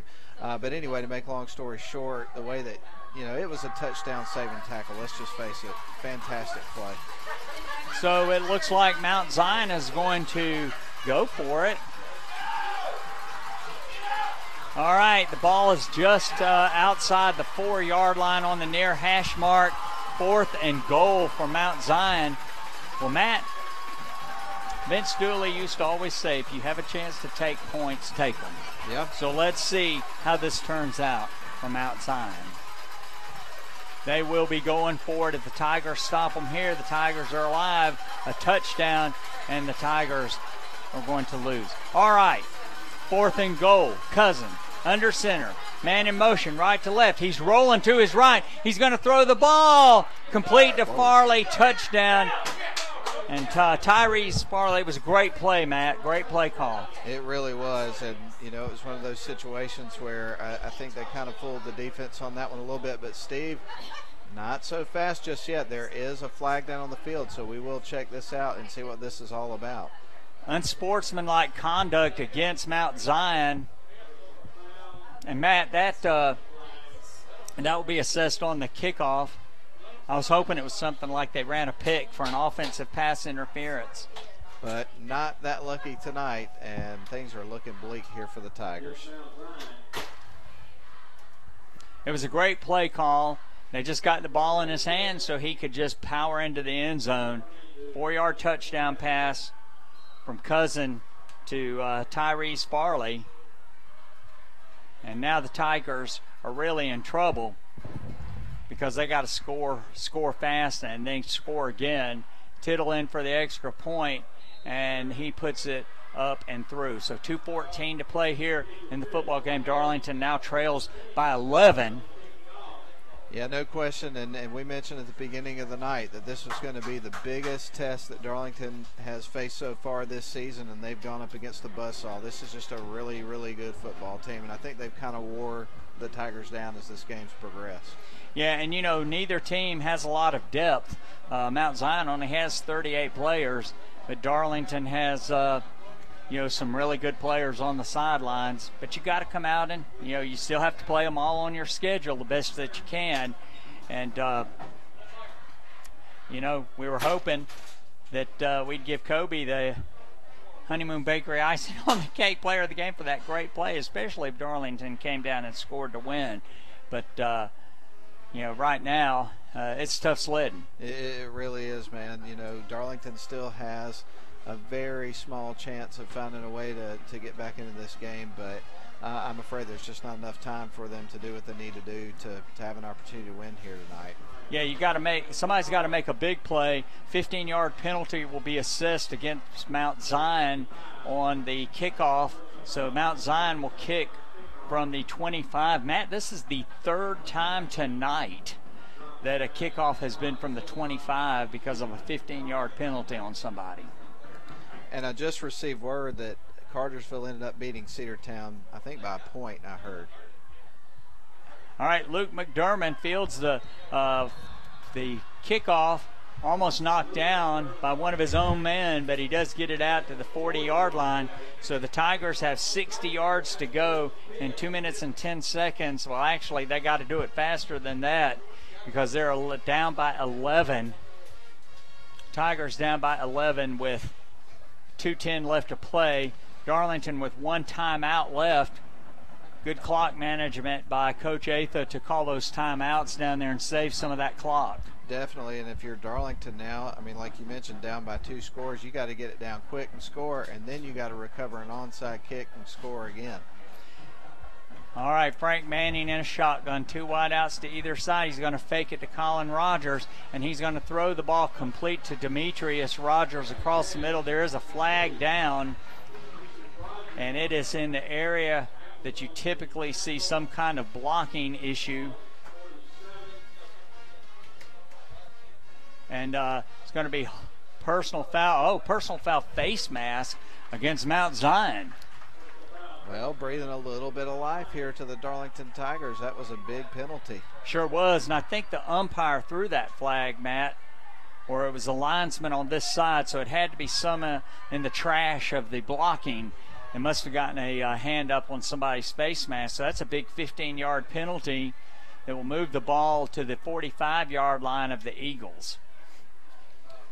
Long night of football for you. Of course, the Rome Orthopedic Center High School football scoreboard show is getting cranked up right now on our sister station 95.7 The Ridge. So we'll have a very brief wrap-up after this game is over. All right, 1st and 10 for Darlington, and where they marked it off, Matt, it's going to put the ball at the 38-yard line of the Eagles. Frank Manning, he is under center, man in motions. Barrick Wade going right to left. Frank Manning has a guy grab him right up around the face and jerk him down for a sack for Mount Zion. That almost looked like a face mask, but apparently he did not grab the face mask. Referee was right there. It was Lane Ackles that got a hold of him, and did you see how quickly he got behind the line of scrimmage? It was in Manning's face. It was a blink of an eye fast. Well, Darlington's running a lot of time off the clock. You got to get this ball going. 2nd down and long. Frank Manning with pressure, looking downfield, going to throw the ball. Intercepted by Tyrese McGee over the head of Carson Swiger. He's going to slide down, Matt, at the 15. That was a smart play.